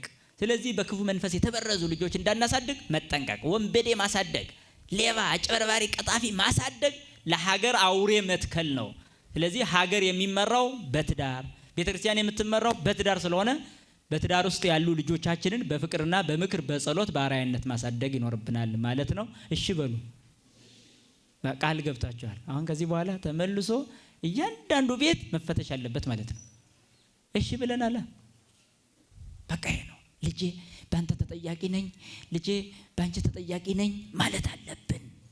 ይሄ ነው። ስለዚህ ኦርቶዶክሳዊ ትዳር እርስ በርስ ባለ ፍቅርና በልጆቻችን ላይ ያለ የምንሰራው ትልቅ ትኩረት ነው ማለት ነው። መምህራችን ይጨምራል። ከዚህ በላይ የሚባል ነገር አለ? እሺ ከማለት በላይ የሚባል ነገር አለ? መምህራችን በጦም አንደበት ከቃል በላይ በሚሆን ለተግባር በሚያነሳሳ ሁኔታ ነው እና መልሱን የመለሱልን። መምህር በእውነት እግዚአብሔር ይስጥልን። ቃለ ሕይወትን ያሰማልን፣ ቃለ ሕይወትን ያሰማልን። ትዳር ለምንድን ነው አሉን? ለምንድን ነው አሉን? ከዛ መጨረሻ ላይ ምን አልን? ስለ ልጆች ካስተማሩን በኋላ እሺ አልን አይደል? ስለዚህ የተማርነውን ወደ ተግባር ወደ ምግባር እንድንለውጥ እግዚአብሔር አምላካችን ይርዳን። በዚህ አሁን በተነሳው ጥያቄ ላይ መምህራችን ዲያቆን የሚጨምሩት ነገር ካለ ይጨምራሉ። ግን እኔ ሶስተኛውንና የመጨረሻውን ጥያቄ አስከትዬ ጠይቃለሁኝ። ሶስተኛው ጥያቄ ምንድን ነው? በቤተ ክርስቲያናችን በቅዳሴ ላይ መካከለኛው ላይ ካህናት ምን ይላሉ? ንጹሕ ያልሆነ ከቁርባኑ አይቀበል ይላሉ። ወደ ቁርባኑ ምን አይበል አይቅረብ ይላሉ። እችን አመክንዮ ብዙ ምእመናን እንደ አጋጣሚ ተጠቅመው ምን ያደርጋሉ? እኔ ንጹሕ አይደለሁም ወደ ቁርባኑ ልቀርብ ምን አይለኝም ይላሉ። አይገባኝም እያሉ ምን አይነት ትሕትና እንለዋለን? አንዳንድ ጊዜ በጣም የወረደ ትሕትና ማለት ነው። የወረደ ትሕትና እናሳያለን እና ከዚህ አንጻር አባባሉ መሰረታዊ ትርጓሜው ምንድን ነው የሚለውን ንጹሕ ያልሆነ አይቅረብ የሚለው መሰረታዊ ሀሳቡ ምንድን ነው የሚለውን ጥያቄ እንጠይቃለን። ሁለተኛ ላይ ምንድን ነው የምንለው? ብዙዎች ወደ ቅዱስ ሥጋው ወደ ክቡር ደሙ ላለመቅረብ እንደ ምክንያት የሚያነሱት ሀሳብ ምንድን ነው? ከቁርባን በኋላ ስለሚደረጉ ጥንቃቄዎች በጣም አስጨናቂዎች ናቸው። ለምሳሌ ከቆረቡ በኋላ ውሃ ለመንካት፣ ብቻ ለመሆን፣ ወደ ስራ ለመሄድ የሚባሉ የተለያዩ ጥንቃቄዎች አሉ በቤተ ክርስቲያን ስርዓት። ግን እነዚህ ምክንያቶች ከቁርባን ላለመቅረብ በእውነቱ ተገቢ ናቸው ወይ? ትክክለኛውስ አስተምህሮ ይሄ ነው ወይ? እነዚህስ ምክንያት ይሆናሉ የሚለውን መምህራችን ዲያቆን በረከት አዝመራው እሳቸው ይህን ጥያቄ መልሳሉ። በመጀመሪያው ጥያቄ ላይም የሚጨምሩት ካለ እድሉን እንሰጣለን። እሺ፣ በመጀመሪያው ላይ የሚጨምረው የለኝም። በጣም ከበቂ በላይ መምህራችን ስላሉ ወደ ሶስተኛው ጥያቄ ንጹሕ ያልሆነ ቢኖር ከስጋው ደግሞ አይቅረብ አይቀበል የሚል የቤተ ክርስቲያን አዋጅ አለ እና እንዴት ነው ይህንን ማየት ያለብን? ሰው ንጹሕ መሆን ይችላል ወይ? ምን አይነት ንጽህና ነው የሚጠበቅብን የሚለው በጣም ትልቅ ጥያቄ ነው። እኔም እሞክራለሁ፣ መምህራችንን በደንብ በኋላ ይመጡበታል። በመጀመሪያ የሰው ልጅ ንጽህና አንጻራዊ መሆኑን ማወቅ አለባቸው። ለሰው ልጅ ንጽህና ሁልጊዜ አንጻራዊ ነው። ፍጹም የሆነ ንጽህና ያለው ማን ነው? እግዚአብሔር ብቻ ነው። እንደው ንጹሕ ሁነን በእግዚአብሔር ፊት እንቅረብ ብንል በቸርነቱ ባይሆን ኑሮ እንኳን እኛ ቅዱሳን መላእክት እንኳን በፊቱ መቆም አይችሉም።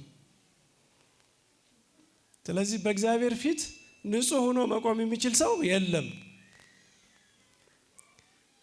በመንፈስ ቅዱስ የጠበቃት እናቱ ድንግል ማርያም ብቻ ነች። እንግዲህ በስጋም በነፍስም ምንም እንከን የሌለባት አይደል?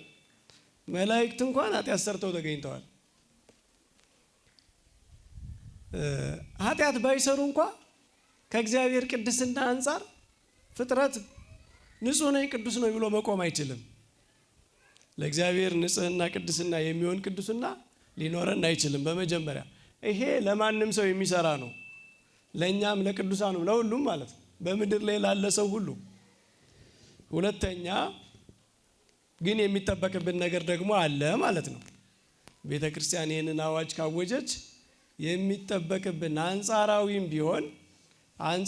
ቢሆን የሚጠበቅብን ንጽህና ግን አለ። ለምን? ለስጋው ደሙ ክብር እንዲሰራ እንዲያድነን ማለት ነው።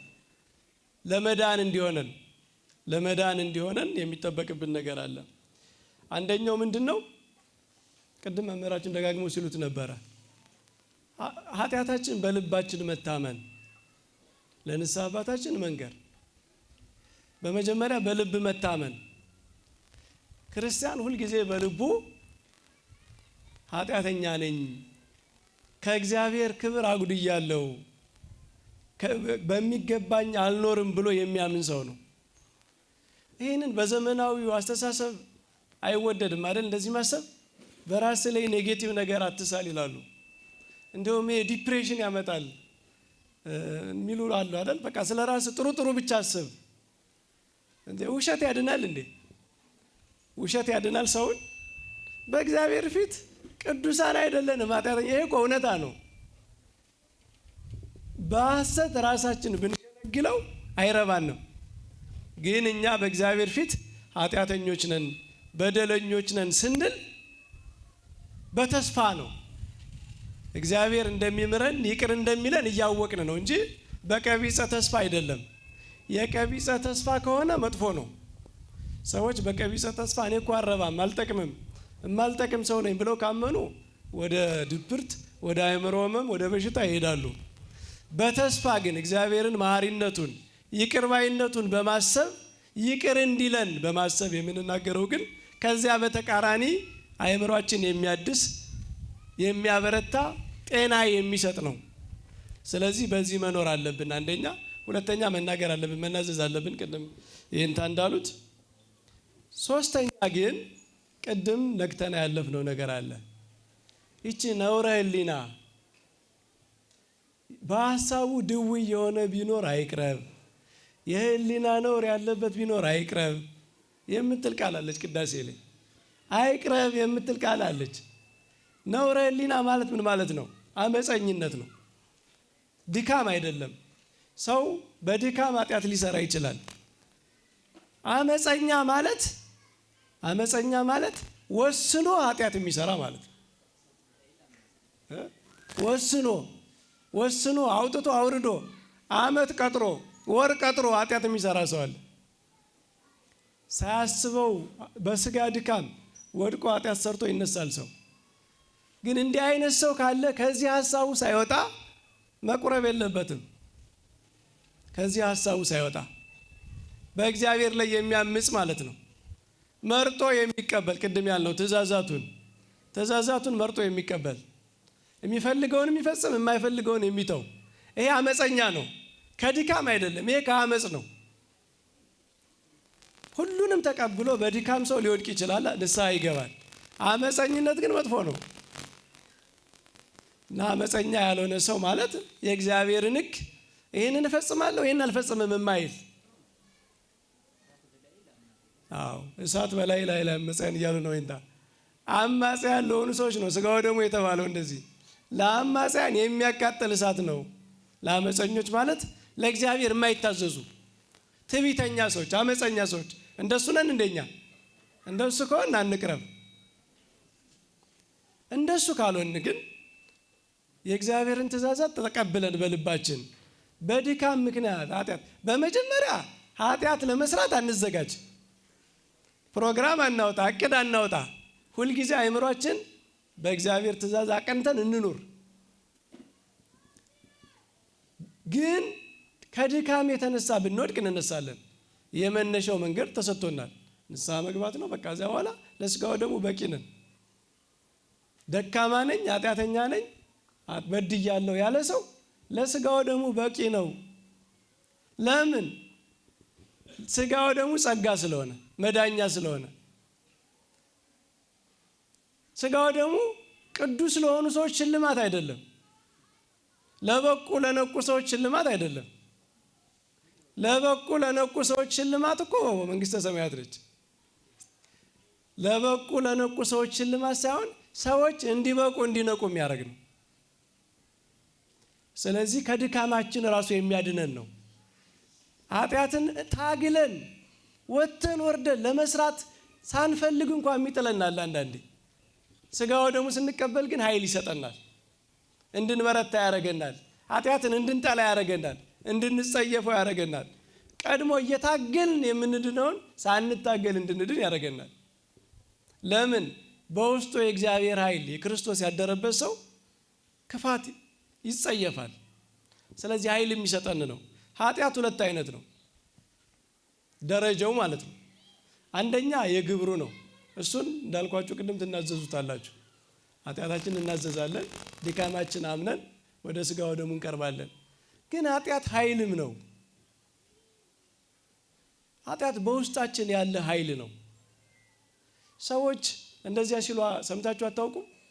ይሄን ነገር ለማድረግ እደክማለሁ፣ አልችልም፣ እጥራለሁ፣ አልችልም፣ ላለመዋሸት እሞክራለሁ፣ በሚቀጥለው ቀን ዋሻለሁ፣ ላለመዘሞት እጥራለሁ፣ ግን ከደቂቃ በኋላ እወድቃለሁ። ምንድን ነው? ኃጢአት ኃይል ነው፣ ከባድ ነው። ሰው በልማድ ምክንያት ወደ ውስጡ ከገባ በኋላ ከተተከለ በኋላ ኃጢአት በጣም ከባድ ነው። ስለዚህ ስጋው ደግሞ ከዚያ ያድነናል። ስለተናገርነው ብቻ ኃጢአት ስለማይለቅ ማለት ነው። ኃይል ያስፈልገናል። እና ሊቃውንት የምንሉታል የኃጢአትን ስሩን የሚቆራርጥ ደግሞ እንዳያበቅል፣ ቢያበቅልም ደክሞ ነው። ከዚያ በኋላ ደክሞ በፊት በነበረው ኃይል አይታገለንም። ስለዚህ የኃጢአትን ኃይል ለስርየተ ኃጢአት ሲባል ብዙ ጊዜ የሚጠየቅ ጥያቄ አለ። ስጋው ደግሞ ለስርየተ ኃጢአት ከሆነ ለምን ንስሐ እንገባለን?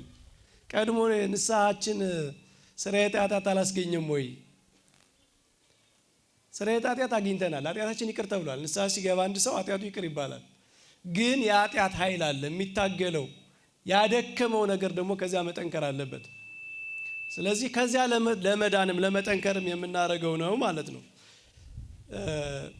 ስለዚህ ንጹህ መሆን ማለት ንስሐ መግባት፣ ድካምን ማመን። ሁለተኛ ከስጋው ደግሞ የሚከለክለን ነገር ክህደት ነው። ቅዱስ ጳውሎስ ስለ ስጋው ደግሞ በተናገረበት አንደኛ ቆሮንቶስ ምዕራፍ 10 ላይ ነው አይደል? እዛ ላይ ምን ይላል? ዕዳ በልተዋል የሚላቸው ሰዎች ምን አይነት ሰዎች ናቸው? የክርስቶስ ስጋና ደም መሆኑን ያለዩ ሰዎች። ተራ ምግብ በልተው የሚወጡ የሚመስላቸው፣ ተራ መጠጥ ጠጥተው የሚወጡ የሚመስላቸው ሰዎች መቅረብ የለባቸው። መድኃኒትነቱን አምኖ የሚቀርብ አጥህ ግን ንስሐ እስከገባ ድረስ ይገባዋል። ጻድቅም ነኝ ቢል ኃጢአትም ባይሰራ መድኃኒት እንደሆነ የማያምን የክርስቶስ አማናዊ ስጋና ደም መሆኑን የማያምን ያለየ ሰው ግን ቢገባ እንደውም ያምን ይሆነዋል፣ ጥፋት ይሆነዋል። ስለዚህ ዋናው ከስጋው ደሙ የሚያርቀን የሚያቀርበን የስጋው ደሙን ዋጋ ማወቅ ነው። ለምንድን ነው የታዘዘልን፣ ለምንድን ነው የተሰጠን የሚለውን ካወቅን ከልባችን ካሳደርን ከዚያ በኋላ እኔ እንደውም የሚመስለኝ ከዚያ በኋላ መራቅ የምንችልም አይመስለኝም። አንድ ሰው የስጋው ደሙን ጥቅም በሚገባ ተረድቶ በሕይወቱ ደግሞ ቀምሶ ስጋው ደሙ ስትቀበሉ የሚሰማችሁ ቅድስና ንጽህና የለም እንዴ? እሱን የት ታገኙታላችሁ? ስጋው ደሙ ስትቀበሉ የምታገኙት ኃይል አለ። እሱን የት ይገኛል? ይሄንን የሚያውቅ ሰው ከስጋው ደሙ መራቅ አይችልም። ዋጋውን የሚያውቅ ሰው ማለት ነው። ቅዱሳን እንኳን በበረሃ እየተጋደሉ ለስጋው ደሙ ብለው መጥተው ገዳም ይገባሉ፣ ተቀብለው ይሄዳሉ። ከዛ የራሳቸው ተጋድሎ አያረካቸውም እንደ ስጋው ደሙ መደምደም ይወስዱ ስለሆነ ማለት ነው። ስለዚህ የስጋው ደሙን ዋጋ ማወቅ አለብን። ዋጋውን አለማወቅ ነው ንጹህ የማያስብል። በዋናነት ከስጋው ደሙ የሚከለክለን ነውረ ሕሊና ነው። ነውረ ሕሊና አመፀኛ መሆንና የስጋው ደሙን ዋጋ በትክክል አለማወቅ፣ የክርስቶስ አማናዊ ስጋና ደም ብሎ ማሰብ ነው። ሌላ መጠቆም የምፈልገው ነገር እኔ ከስጋው ደሙ ውጭ የሚያደርግ ሕግ ቤተ ክርስቲያን የላትም። ሶስተኛ መንገድ የለም፣ ሁለተኛ መንገድ የለም። አይ ስጋውና ደሙ መቀበል ከቻልክ እንደዚህ ኑር፣ ካልቻልክ ደግሞ እንደዚህ ኑር የሚል ጋለን የለም። አንዳንድ ሰዎች ሁለት አይነት አማራጭ ያላቸው ይመስላቸዋል። የሚችሉ ሰዎች እየቆረቡ ይኖሩ፣ የማይችሉ ሰዎች ደግሞ በኋላ ሲያረጁ ወይም የሆነ ነገር ሲሆን ሲገደዱ ለስጋው ደግሞ ያኔ ይደርሳሉ የሚል ሕግ የለም። ለስጋው ደግሞ ቤተ ክርስቲያን ያላት አንድ ሕግ ነው። እሱም ምንድነው? ሁሉም ሰው መቀበል አለበት። በተለያየ ምክንያት ከስጋው ደግሞ የሚያርቅ ነገር ቢኖር እንኳ ለምሳሌ የሚታወቁ ምክንያቶች አሉ አይደል? በትዳር በምናምን ሰዎች ተገደው የሚርቁበት ምክንያት አለ። እየፈለጉ በራሳቸው ውሳኔ ብቻ የማይሆን ነገር ሲገጥማቸው የሚርቁበት ነገር አለ። እንደዚህ ከሆናችሁ ኖርማል የሆነ ህይወት እየኖርን ነን ብላችሁ እንዳታስቡ። በጣም ማዘን፣ መተከዝ፣ መጸለይ ያለባችሁ ወደዚያ እንዲያደርሳችሁ ማለት ነው። ትልቅ ነገር እንደጎደላችሁ ማሰብ አለባችሁ። እግዚአብሔር የማይችለው ነገር ስለሌለ ሁሉን ያስተካክላል፣ ያረጋል። ግን ወደዚያ እንዲያደርሰን መጸለይ አለብን። አሁን የሚቆርቡ በየጊዜው የሚቆርቡ ሰዎች ናቸው ኖርማል ያልሆኑ የሚመስሉት አይደል? ኖርማል ላይፍ የሚል አለ አይደል? እኛ ያወጣነው ስታንዳርድ፣ በሱ ስታንዳርድ መሰረት እንዴው በአመት አንዴ በሁለት አመት አንዴ ቢበዛ ደግሞ ከ30 ከ40 አመት በኋላ ቀጠሮ የቀጠረ ሰው ኖርማል ነው። በየሳምንቱ በየሁለት ሳምንቱ በየወሩ ስጋው ደግሞ የሚቀበል ሰው ደግሞ ይህ ሰው ጤነኛ አይደለም እንደ የሚባልም እኮ አለ። በተለይ ወደ ከተማ እኮ ይሻላል። አሁን ወደ ገጠር እንደዚህ ያስብላል አይደል? ይህንን ሕግ የት ነው ያመጣ ነው? ይህ ሕግ ቀድሞ በግራኝ አህመድ ዘመን ነው እንግዲህ በታሪክ እንደሰማ ነው ቤተ ክርስቲያን ውስጥ እንደዚህ አይነት ህይወት የገባው በግራኝ አህመድ ዘመን ካህናት አልቀው የሚያቆርብ ጠፍቶ ነው። ከዚያ በኋላ ሰው የለመደውን ህይወት እንደ ኖርማል አድርጎት ቀጠለ ማለት ነው። በአብያተ ክርስቲያናት እንደዚህ አይደለም። በግብጽ ቤተ ክርስቲያን፣ በህንድ በሌሎች አብያተ ክርስቲያናት ብትሄዱ ከቤተ ክርስቲያን ከገባው ውስጥ አብዛኛው ሰው የተለየ ችግር የሌለባቸው ሰዎች ካልሆኑ ይቆርባሉ። አያስመካም ደግሞ መቁረብ አያስመካም። ስጦታ ያስመካል እንዴ? መቁረብ ጻድቅ አያስብልም። የተሰጠን ነገር አያስመካም። የሚያስመካ ካስመካ እኛ የምንሰራው ስራ ነው። ስለዚህ ለመቀበል እንደው የተለየ የቅድስና ማዕረግ ላይ የደረስ ወይ እሱን መንጠበቅ የለብንም። የሚቀበሉ ሰዎችንም እንደዚያ ማሰብ የለብንም። እንደዚያ የምናሸማቀቃቸው ሰዎች ስላሉ ማለት ነው። አንተ መነኩሴ ነህ፣ አንተ ቅዱስ ነህ፣ እንደዚህ በየጊዜው የምትቀበል አባ ከሌ በአመት አንድ ጊዜ በሁለት አመት አንድ አይደል የሚቀበሉ እያልን ሌላ ሰው ጋር የምናነጻጽረው ጥሩ አይደለም። መቁረብ ከእግዚአብሔር የተሰጠ ስጦታ ነው። ከዚያ በኋላ እኛ የምንሰራው ስራ ያለያየናል። የእኛ ቅድስና ሊለያይ ይችላል። በስጋው ደግሞ ግን የሚለያይ ሰው የለም። ለስጋው ደግሞ የሚለያይ ሰው የለም። ለሁሉም የተሰጠ ጸጋ ነው። ስለዚህ ንጹህ ጠቅለል ለማድረግ ንጹህ የሚለው አንጻራዊ ነው። የምንችለውን ነገር ነው። እግዚአብሔር የማንችለውን ነገር ከሰው ጠብቆ አያውቅም። የምትችሉትን አርጉ። የምትችሉት አይደል? የምትችሉት ነገር ምንድን ነው? በልብ ትሁት ሆኖ ማሰብ፣ ኃጢአት ሰርቻለሁ ብሎ ማሰብ፣ ካህን እስካልጠፋ ድረስ መናዘዝ። ከዚያ ውጭ ምን ተጠየቅን? ከዚያ በላይ ሰዎች የሚጭኑት ነገር ካለ እሱን ተውት። እንደ ጸሐፍት እንደ ፈሪሳውያን ሰዎች የሚጭኑት ነገር አለ። መድኃኒት ነው ብሎ ማመን፣ ንስሐ መግባት በቂ ነው። የኃጢአት ፕሮግራም አለማውጣት። ከዚያ በኋላ እንደው ከዚያ በኋላ ንስሐ ገብቼ ቆርቤ ኃጢአት ብሰራስ? ይሄ እኮ የእምነት መጉደል ነው። ይሄ የእምነት መጉደል ነው። ኃጢአት ከመስራት ያድነናል ብለን መስሎኝ የምንቀበለው ኃይል ይሆነናል ብለናል እንደምንቀበለው ኃይል ይሆነናል ብለን ከተቀበልን እግዚአብሔር በቸርነቱ እንደሚጠብቀን ማመን አለብን። እንደዚያም ሆኖ ግን ብንወድቅ ደግሞ ስጋው ደግሞ ተቀብሎ የወደቀ ሰው ሁለተኛ እንዳይቀርብ አልተባለም ተብሏል እንዴ? እግዚአብሔር እኮ ከምንችለው በላይ ለሆነ ነገር ሁሉ መንገድ አዘጋጅቷል። ስለዚህ የምትችሉትን ነው። ንጽህና በሚቻለው ማለት ነው። ሰው በሚችለው በተሰጠው በአቅሙ ማለት ነው። ይህንን እናድርግ ነው። ካልሆነ አጉል ክብር ቅድም የንታ ምን ሲሉ ነበር? ይሄ አእምሯችን በጣም ክፉ ስለሆነ ለኃጢአታችን የጽድቅ ምክንያት እናበጅለታለን። ያ ገብረ አካይ እንትኑን ቀብሮ ሲመጣ ምክንያት አዘጋጅቶ ነው አይደል የመጣ? አንደኛ አንዲቱን ይዤ መጥቻለሁ አለ። ስለዚህ ይሄው አንድ አምጥቻለሁ ሊል ነው። ቢያንስ የሰጠኝን አላጠፋውም ሊል ነው። ሁለተኛ ደግሞ ምን ብሏል? አንተ ያልዘራውን የምታጭድ ብሎ እግዚአብሔርን የሚከስበት ምክንያት አዘጋጅቷል። ስጋው ደግሞ ላለመቀበል የምናዘጋጀው ምክንያትም እንደዛ ነው። ከዚህ ውጭ ሆነው እንደው ክብሩ ምናምን እግዚአብሔር እንግዳ እንደዚህ ከሆነማ አትውረድ ለምን አንለውም? አባ ጊዮርጊስ እንዳሉት ወደ እኛ ምድር አትውረድ፣ ወደ ኃጢአተኞች ምድር አትውረድ ለምን አንለውም? እሱ እኮ ሊያድንን ነው ወደ እኛ የወረደው አይደል እንዴ? የምናከብረው ስንድን ነው። ከድህነት ርቆ ማክበር የለም። ከድህነት ርቆ የሰጠውን ስጦታ እያናናቁ ከዚያ ርቆ እግዚአብሔርን አከብራለሁ ስጋው ደሙን አከብራለሁ ማለት አይቻልም። ውሸት ነው፣ ሽንገላ ነው፣ የአእምሮ ሽንገላ ነው። እና ራሳችንን አንሸንግለው። በዚህ እግዚአብሔርን ታከብሩታላችሁ። ካከበራችሁ የሰጣችሁን ስጦታ ተጠቀሙ።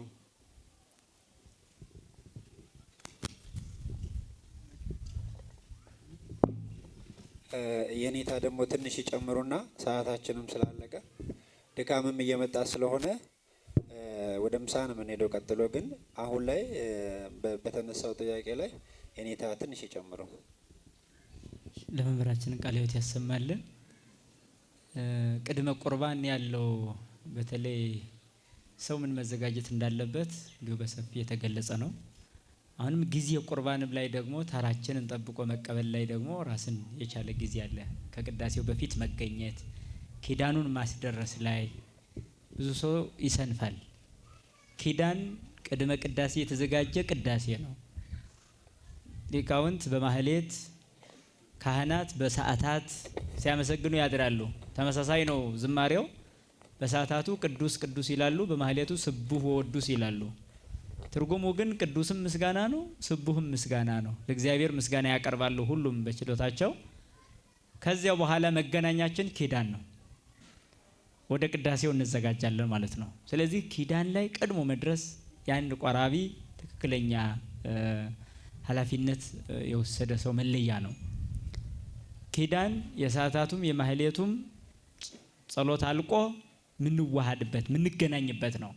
ከዛ ከኪዳኑ ቀጥታ ወዴት እንገባለን ማለት ነው? ወደ ቅዳሴው እንሻገራለን ማለት ነው። ቅዳሴው አሁን የጸሎታት ሁሉ መደምደሚያ ነው ማለት ነው። የድካማችን ሁሉ ፍሬ የምንሰበስብበት ትልቁ ጸሎት ቅዳሴ ነው። በተለይ ቅዳሴን በተመለከተ ብዙ ሰዎች እንደ ቀላል ይቆጥሩታል። ቅዳሴ ግን የጸሎት ሁሉ ቁንጮ ነው። የጸሎት ሁሉ መደምደሚያ ነው። ስለዚህ በዛ ቅዳሴ ላይ የሚቆርቡ ጸሎተ ንስሐ ይደገምላቸዋል። ቅድም በመምህራችን ሲናገረን የነበረው መናዘዝ ንስሐ መግባት አለ አይደል? ሰውየው ተዘጋጅቶ ነው ወደ ቤተ ክርስቲያን የሚመጣው ንስሐ ገብቶ ሊቀበል። ነገር ግን ንስሐ ተቀብሎ እስኪጨርስ ያለበት ጊዜ በራሱ በህሊናዊ ኃጢአት የሚፈተንበት ጊዜ ሊኖር እንደሚችል ቤተ ክርስቲያን ታውቃለች። ታዲያ ለዚህ ምን ተዘጋጀ? ጸሎተ ንስሐ የሚባል ቅዳሴ ስንገባ ቀጥታ ገባሬ ሰናዩ ካህን እንዲያነብ ይደረጋል። ቆራቢው ሁሉ ወድቆ ያስደግማል። ለምን? ከንስሐ አባቴ ጋር ተገናኝቼ ኃጢአት ተናዝዤ ከዛ በኋላ ደግሞ በአእምሮዬ ብዙ ተፈትኜ ሊሆን ይችላል ወደ ስጋው ደግሞ እንድቀርብ እያቀረበኝ ነው ማለት ነው። ይሄ ጸሎተ ንስሐ የሚባል ይደገማል። በዛ ኃጢአት የሚሰረይበት አለ።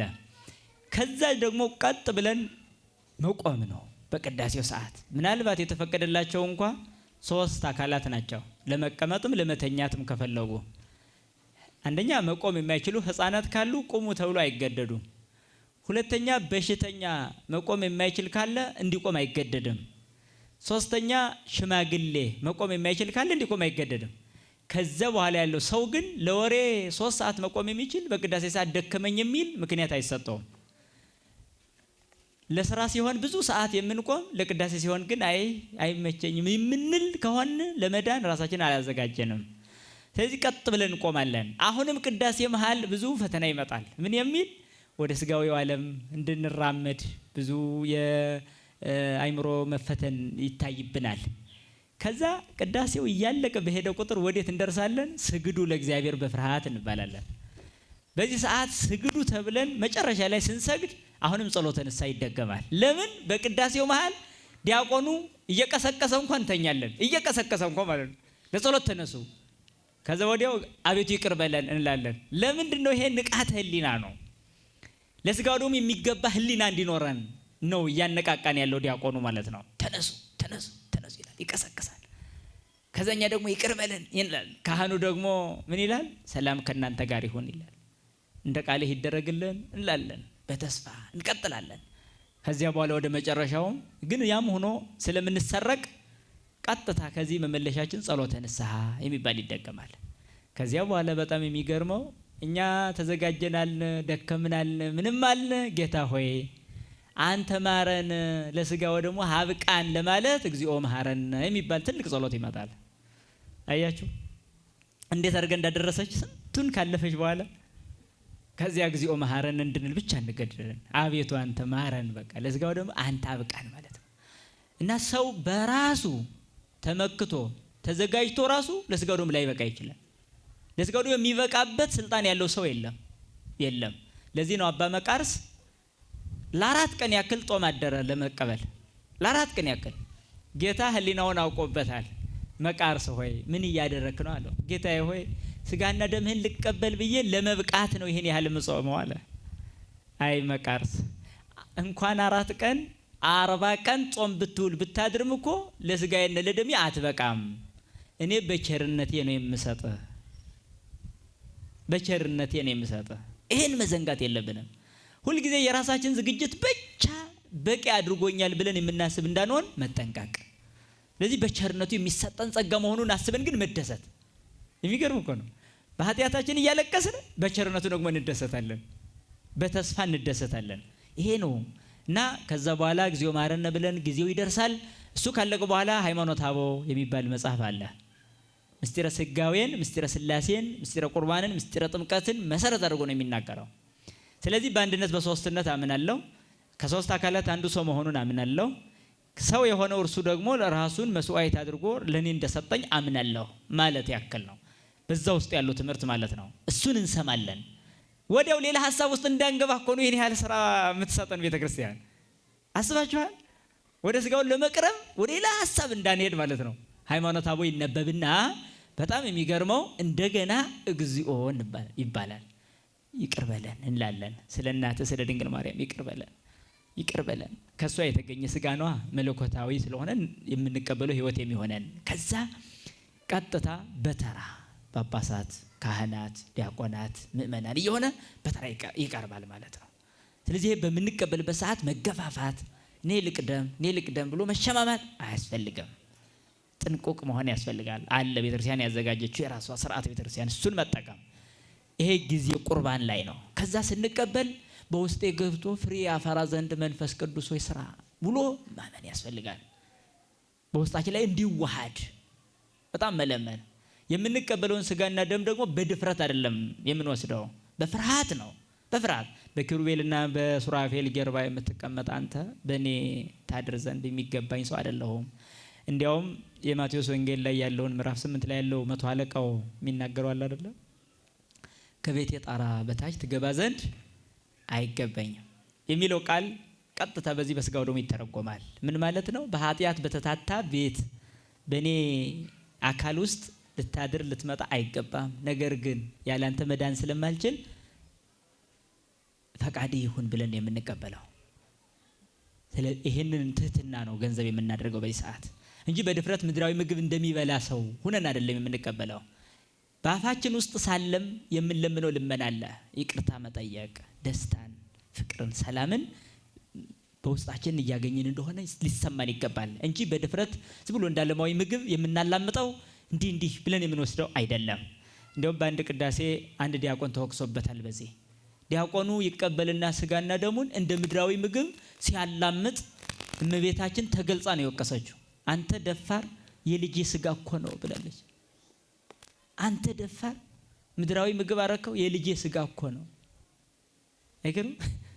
እስከዚህ ድረስ ነው። ስለዚህ በዚህ ፍርሃትና ደስታ ውስጥ ሆነን ነው መቀበል ያለብን። ከዚያ ከተቀበልን በኋላ ያሉ ድህረ ቁርባን ምንድነው ማድረግ ያለብን ከተባለ ደግሞ አንደኛ በቀደመ ኃጢአት እንዳንሸነፍ በስጋው ደግሞ መታተማችንን ማመን አለብን። እዚያ ኃይል ልጓመ ኃጢአት ይሆናል። የኃጢአት ልጓም ሆኖ ቆርጦ ይጥላል፣ ቅድም የተነገረን ማለት ነው። ሌላኛው ደግሞ ልክ ሩቅ መንገድ ከመሄድ ላብ ከሚያወጣ ስራ እንዲሁ ደግሞ በተለያዩ ለክብሩ የማይመጥኑ በእኛ ሁነት የሚፈጸሙ ተግባራት እንዳይፈጸሙ በዛች ቀን ከብሮ መዋል። ይሄ በጣም ቅዱሳት መጻሕፍትን ማንበብ በተለይ ዮሐንስ 6ን ዮሐንስ ወንጌል ምዕራፍ 6ን ቢያነብሰው ስጋው ደግሞ ለመቀበልም ከተቀበለ በኋላ በጣም ደስተኛ ይሆናል። ስጋዬን የበላ ደሜን የጠጣ የዘላለም ሕይወት አለው፣ ከኔ ጋር ይኖራል፣ እኔም ከሱ ጋር እኖራለሁ ሲል ሲሰማ ቀጥታ እግዚአብሔር ከሱ ጋር እንዳለ የበለጠ ስሜቱ ይገባዋል። እሱን ማድረግ አለበት። ከዛ ግን ቅድም ጥያቄው ላይ የነበረው ውሃ ለመንካት ወዘተ የሚባሉትን ምክንያት አድርጎ አለመቁረብ የሚባለው ግን እንዴ መድኃኒትን እንዲያው ቁጭ ብሎ እዚህ አልጠቀምም ታምሜ መኖር ፈልጋለሁ እንደማለት ነው። ይሄ በጣም አደገኛ ነው። ቆርቦ አንድ ሰው ብቻውን መሄድ አይገባም የሚባል የለም። ካህናት ሁሉ ይቆርባሉ፣ ይሄዳሉ። ስለዚህ ስጋው ደግሞ እግዚአብሔርን ተቀብለን ጠባቂ ግለሰብ መሾም ለኛ የሚያስፈልግ አይደለም። የሚገባው ስርዓት ግን እንደተባለው ጥፍር መቁረጥ፣ ጸጉር መላጨት፣ ሻወር መውሰድ አይገባም። ለዚህ ይሄንን ነው የሰው ልጅ ለመዳን የታዘዘውን ነገር ቅድመ ቁርባን፣ ጊዜ ቁርባን፣ ድህረ ቁርባን መፈጸም አለበት ማለት ነው እንጂ ቅድም ሲባል እንደነበረው ንስሐ ከገባሁ ምን አለ ባልቀበልስ ምን ያደርግልኛል ማለት ግን አንድ ሰው መንገድ ውሎ ርቦት መጥቶ ደክሞት ከምግብና ከሻወር የትኛውን ቀድሞ ይወስዳል? ቀድሞ ሻወር ነው አይደል? ሻወር ከወሰደ በኋላ ወደ ምግብ ይመጣል። ሻወር ከወሰድኩ ባልበላም ችግር የለውም ይላል። ንስሐ ማለት ሻወር እንደመውሰድ ነው፣ ንጽህና ነው የሚሰጠን። ከዛ በኋላ ግን የምንጠግበው ስንበላ ነው። ከታጠብኩ በኋላ ምግብ ስትወስድ ይስማማል ማለት ነው። ልክ ንስሐ ከገባ በኋላ የሚገባህን ተናዘህ ከታጠብኩ በኋላ ለስጋው ደግሞ ዝግጁ ሆነ ተገኘ ማለት ነው። ከዛ በኋላ ስጋው ደግሞ ምግብ ነው ማለት ነው። ለዛ ነው ቅዱስ ዮሐንስ አፈወርቅ በቅዳሴው በላይክሙ ወጸገብክሙ ሰተይክሙ ወረወይክሙ እግዚአብሔር ያሉ ምስለ ኩልክሙ ወአበጋ መሬቱ ለክርስቶስ እያለ በጣም የሚገርም ንግግር ይናገራል። የክርስቶስ መንጎች በጎች በላችሁ፣ ጠገባችሁ፣ ጠጣችሁ፣ ረካችሁ፣ እግዚአብሔር ከእናንተ ጋር ይሁን፣ በሰላም ወደ ቤታችሁ ግቡ በማለት ያሰናብታል። ስለዚህ እንደዚህ አይነት የዘላለም ሕይወት እኛ ጋር ቁጭ ብሎ እኛ ሳንቀበል በስራ ምክንያት በምን ምክንያት በጥቃቅን ስርዓት ምክንያት ዝም ብለን የምንርቅ ከሆነ በጣም ከባድ ነው። ሙሽራው ሲመጣ ሚዜዎቹ መራቅ ነው የሚሆነው። ሙሽራ የማይወድ ድምተኛ አለ? ሙሽራ የማይወድ ሚዜ አለ? ክርስቶስ እኮ ሙሽራ ነው። እኛ እኮ ድምተኞቹ ነን። ካህናቱ ሚዜዎቹ ናቸው። ይሄ ከስጋው ደግሞ መራቅ ብዙ ጊዜ ከምእመኑ ብቻ ሳይሆን ከካህኑም ወገን ይታያል። ካህን በመቀደሱ ብቻ የቆረበ ይመስለዋል እንጂ ተዘጋጅቶ መቁረብን ብዙ ጊዜ ልምድ አያደርግም። ይሄ በማህሌቱ አገልጋዩ ሁሉም ደግሞ የመቁረብ ስሜቱ በጣም ያነሰ ነው። እሱም አንድ ፈተና አለብን በቤተ ክርስቲያን። ህብስተም ሰማይ ወሃቦም እያለ ነው እድሜውን የሚጨርሰው። እሱም ፈተና ነው በጣም ሰጣቸው እያለ እንጂ ራሱ የመቀበል እድሉ ቀዳሽ ሆኖ እንዳይቆርብ ክህነት አልባ ይሆናል። ከምእመናን ጋር ውጭ እንዳይቆርብ የተማርኩ ይመስለዋል። በዚህ ምክንያት የሚጎዳ ደግሞ ብዙ አካል አላት ቤተ ክርስቲያን።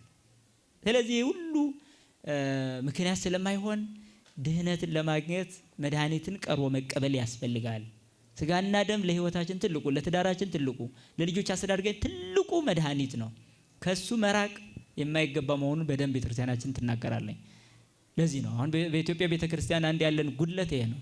በጣም ማለት ነው የሚዘክሩ ናቸው፣ የሚጾሙ ናቸው፣ የሚጸልዩ ናቸው፣ የሚቆርቡ ግን እየታዩ አይደለም። ይሄ ትልቅ ክፍተት ነው ማለት ነው። ከዓለም ጋር የምንፋለመው ይሄንን መድኃኒት ይዘን ነው እንጂ ከነሱ በምን እንሻላለን ታዲያ? መድኃኒቱ ከሌለን በምን እንሻላለን? ምንም። ስለዚህ ለዓለም ኃጢአት የተሰዋ ብሎ ራሱን ከኛ ጋር አዋህዶ የሚያኖርበት ስጋና ደም ስለሆነ እሱን በመቀበል ራሳችንን ከፍ ማድረግ ለውጊያችን ትልቅ ጋሻ ነው። ለውጊያችን ትልቅ ጋሻ ነው። ከዓለም ጋር የምንዋጋ ከአጋንንት ጋር የምንዋጋ ሰልፋችን ከመናፍስት ጋር እስከሆነ ድረስ መናፍስቱን የምንዋጋው ስጋውና ደሙን ስንቀበል ነው። ይሄን ለይቶ የሰጠን ደሙ ነፍሳችንን በገነት ስጋችንን በመቃብር ይጠብቃል። በዕለተ ምጽአት ስጋችን ክብር ያለው ትንሣኤን የሚነሳው በስጋው ደሙ ኃይል ነው። መናፍቃን የክብር ትንሣኤን የማይነሱት ስጋው ደሙ ስላልተቀበሉ ነው። አያችሁ የኛ ስጋና ደም ተቀብሏል አካላችን። በሞት ቢተኛም እንኳን መቃብር ውስጥ ምልአታዊ አካል ስለሆነ የተቀበልነው በሞት ላይ ኃይል ያለው ስልጣን ያለው ስጋ ስለሆነ የተቀበልነው በመቃብር የመሸነፍ ፈርሶ በስብሶ የመቅረት ጉዳይ በእኛ ውስጥ የለም። እንነሳለን። የምንነሳው በዚህ ስጋና ደም ኃይል ነው። ተመልከቱ የክርስቶስ ስጋውና ደም አንድ አይደል?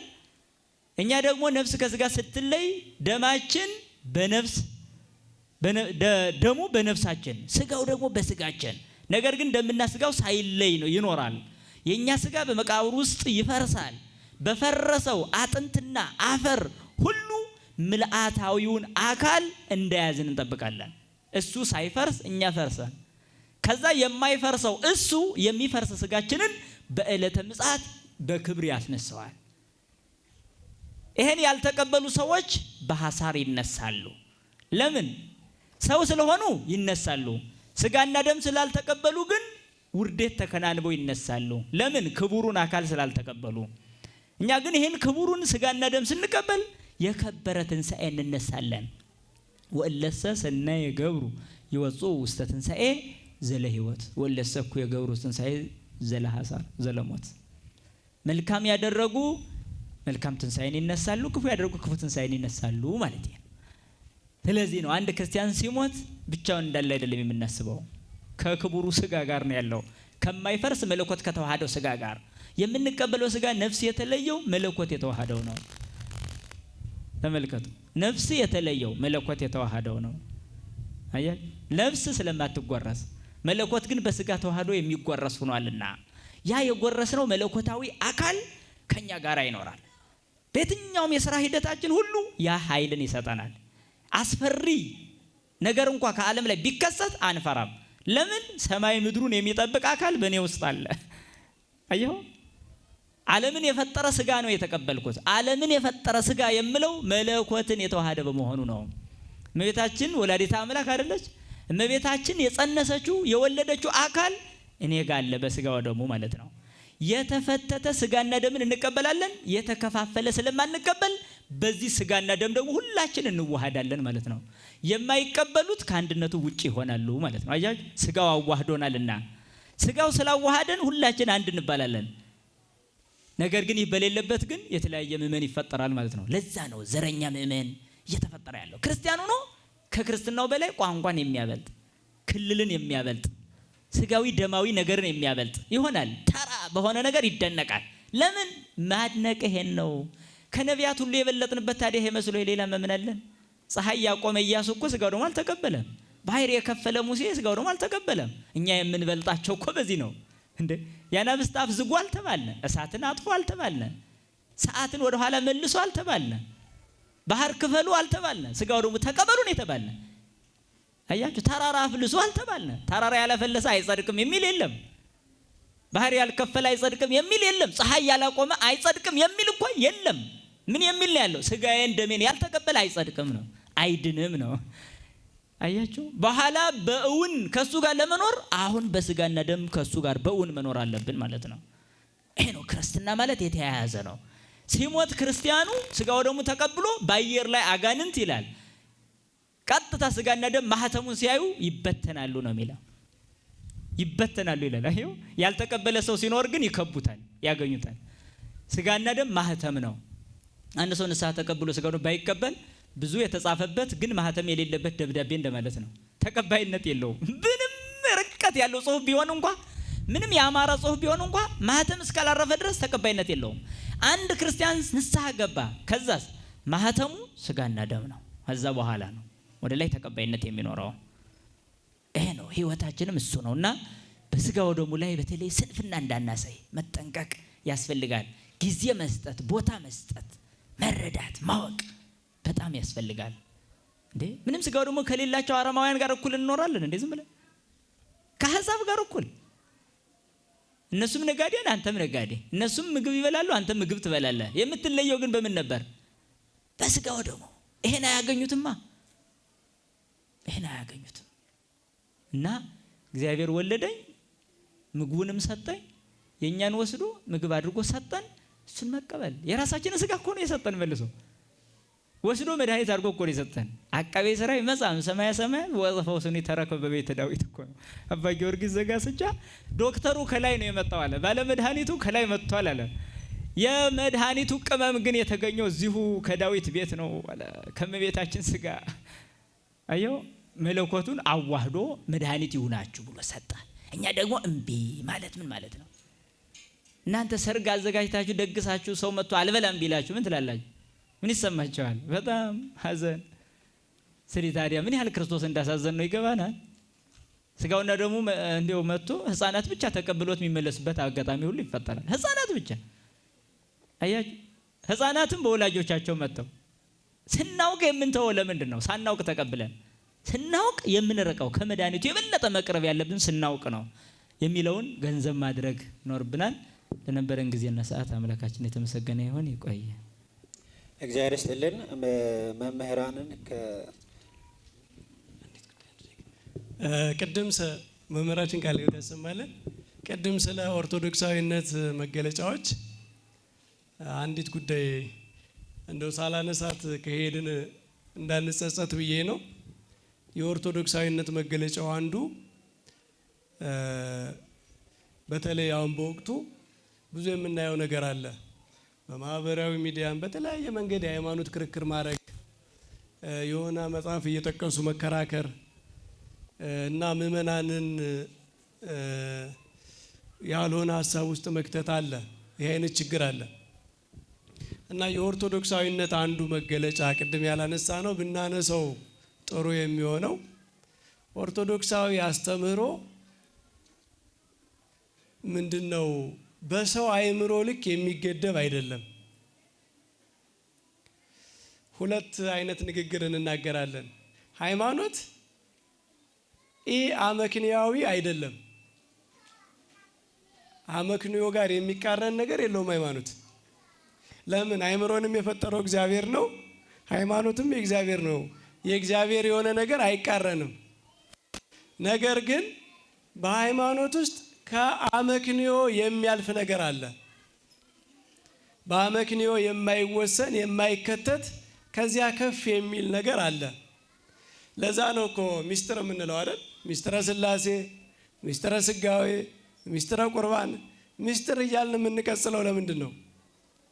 የማይነገር ስለሆነ ነው? አይደለም፣ እየተናገርነው ነው። ለምንድን ነው ሚስጥር የሚባለው? የማይነገር ስለሆነ አይደለም። ከምእመናን የሚደበቅ ሚስጥር ቤተክርስቲያን የላትም። የማይነገር ስለሆነ ሳይሆን በስጋ አእምሮ ብቻ ልንረዳው የማንችለው ነገር ማለት ነው። ስለዚህ በአመክንዮ ብቻ ዝም ብለው ፊዚክስ፣ ኬሚስትሪ በተማሩበት አእምሮ ሃይማኖትን ልተንትን ማለት አይቻልም። ወደ ስህተት ይወስዳል። መናፍቃን ወደ ስህተት የሚሄዱት አእምሯቸውን ብቻ እየተጠቀሙ ነው። ከአእምሮ ያለፈ ነገር መኖሩን ማወቅ አለባችሁና ክርክር ሲፈጠር፣ ጭቅጭቅ ሲፈጠር በተለይ ምእመናን የቤተ ክርስቲያን ያስተምሮ ችግር ጉድለት ያለ እንዳይመስላችሁ። የሚረዱት የሚከራከሩበት ሰዎች የሚከተሉት መንገድ የተሳሳተ ስለሆነ ነው። የሜተር ችግር ነው አይደል? መንገዱ ሲሳሳት ወደ ጭቅጭቅ ይወስዳል እና በአክብሮት በትህትና በመጻሕፍት በተገለጠው ሊቃውንት ባስተማሩት መሰረት መነገር የሚገባው ነገር የአእምሮ ጂምናስቲክ ይሆናል። ዝም ብሎ የአእምሮ ስፖርት ማለት ነው። እንደዚያ ሲሆን ወደ ስህተት ይወስዳል እና የኦርቶዶክሳዊነት አንዱ መገለጫ አስተምሮን ማክበር ነው። ማክበር የሚባለው ከሰው አእምሮ ከፍ ያለ ነገር እንዳለው መረዳት። ካልገባኝ አልቀበለውም፣ በእኔ አእምሮ ውስጥ ማብራራት ካልቻልኩ አልቀበለውም የሚል አመፀኝነት ነው እና ይሄ በተለይ በምዕራቡ በፕሮቴስታንት በካቶሊክ በምዕራቡ ዓለም በጣም ችግር ፈጥሮ የነበረው ወደ ብዙ ችግር የወሰደው አእምሮን ወደ ፍልስፍና ምንድነው ሃይማኖትን ወደ ፍልስፍና ማውረድ ነው። ፍልስፍናን በሚፈላሰፉበት መንገድ ሃይማኖትም ለመፈላሰፍ መሞከር። ሰው በሚችለው አእምሮ ይመረምራል፣ ግን ከአቅሙ በላይ የሆነውን ነገር ይሄ የእግዚአብሔር ምስጢር ነው፣ ረቂቅ ነው፣ ከአእምሮ ይረቃል ብሎ የሚተው ነገር አለ እና ኦርቶዶክሳዊነት አንዱ መገለጫው ሃይማኖትን በክብር መያዝ፣ ምስጢራዊነቱን አለመልቀቅ፣ ወደ ተራ እውቀት አለማውረድ። ማወቅ ያለባችሁ ሃይማኖት ወደ ተራ እውቀት ከወረደ አትመሩበትም፣ ትንቁታላችሁ። እውቀትማ ብዙ እውቀት ፈላስፎች እኮ ብዙ ተፈላስፈው የሚከተላቸው ሰውም የለም። በእውቀት ብቻ አይዳንም። ሃይማኖት ክብር አለው። ሃይማኖት መንፈስ ነው። ጌታ በወንጌል ምንድን ነው ያለው? እኔ የነገርኳችሁ ቃል ሕይወትም መንፈስም ነው ያለ እንጂ እውቀት ነው ብቻ አላለም። መንፈስ ይብራራል እንዴ? መንፈስ እኮ ረቂቅነት ነው አይደል? ይሄ አይብራራም ማለት አይነገርም፣ ማስተማር አይቻልም ሳይሆን ሁሉ ነገር ተጠቅልሎ በሰው አይምሮ አይጨረስም፣ ወደ ተራ እውቀት አይወርድም ማለት ነው። ስለዚህ ወደ ተራ እውቀት አውርደው ለራሳቸውም ችግር ሲፈጥሩ ለሰውም ችግር ሲፈጥሩ ስታዩ እናንተ እንዳትሸበሩ ነው። ሃይማኖታችን ከዚህ ከፍ ያለ ነው ለማለት ነው። እግዚአብሔር ይስጥልን መምህራችን። ቀደም ብሎ በተነሳው ጥያቄ ላይም እንግዲህ ስለ ቅዱስ ስጋውና ክቡር ደሙ ምክንያት አለን፣ ላለመቅረብ ምክንያት አለን። መምህራኖቻችን እንዳስረዱ ሰርግ ቤት ተጠርተን አጊጠን ለብሰን ሄደን ቁጭ በሉ ብሉ ስንባል አይ አንበላም አሁን በልተን ነው የመጣ ነው ብለን ምክንያት መስጠት እንችላለን። እኛ የምናቀርባቸው ምክንያቶች አሁን እንደዛ ናቸው። ስለዚህ መምህራኖቻችንም ያስረዱን አስረግጠው የነገሩን ነገር ይሄን ነው የሚያስረዳውና ከዚህ ክቡር ስጋ ከዚህ ክቡር ደም ደግሞ ያልተሳተፈ እዳው መከራው ምን ያህል እንደሆነ መምህር መዝገበ ቃል በሚገባ አስረድተዋል። ይህንንና ቀደም ብለን የጠየቅናቸውንም ጥያቄዎች በሚገባ በቤተ ክርስቲያን አስተምሮ በጥዑም ቃል ለመለሱልን፣ ላስተማሩን፣ ለገሰጹን ለመምህራችን ለመምህር መዝገበ ቃል ገብረ ሕይወት እንደዚሁም ደግሞ ለዲያቆን አዝመራው ለዲያቆን በረከት አዝመራው እግዚአብሔር አምላካችን ቃለ ሕይወትን ያሰማልን፣ ቃለ ሕይወትን ያሰማልን፣ ረጅም የአገልግሎት እድሜን ይጨምርልን። እግዚአብሔር አምላካችን ደግሞ ከዚህ በላይ የሚያገለግሉበትን እድሜ ያድልልን። ለነበረን ጊዜ እግዚአብሔር አምላካችን ስሙ የተመሰገነ ይሁን። ወስብሐት ለእግዚአብሔር።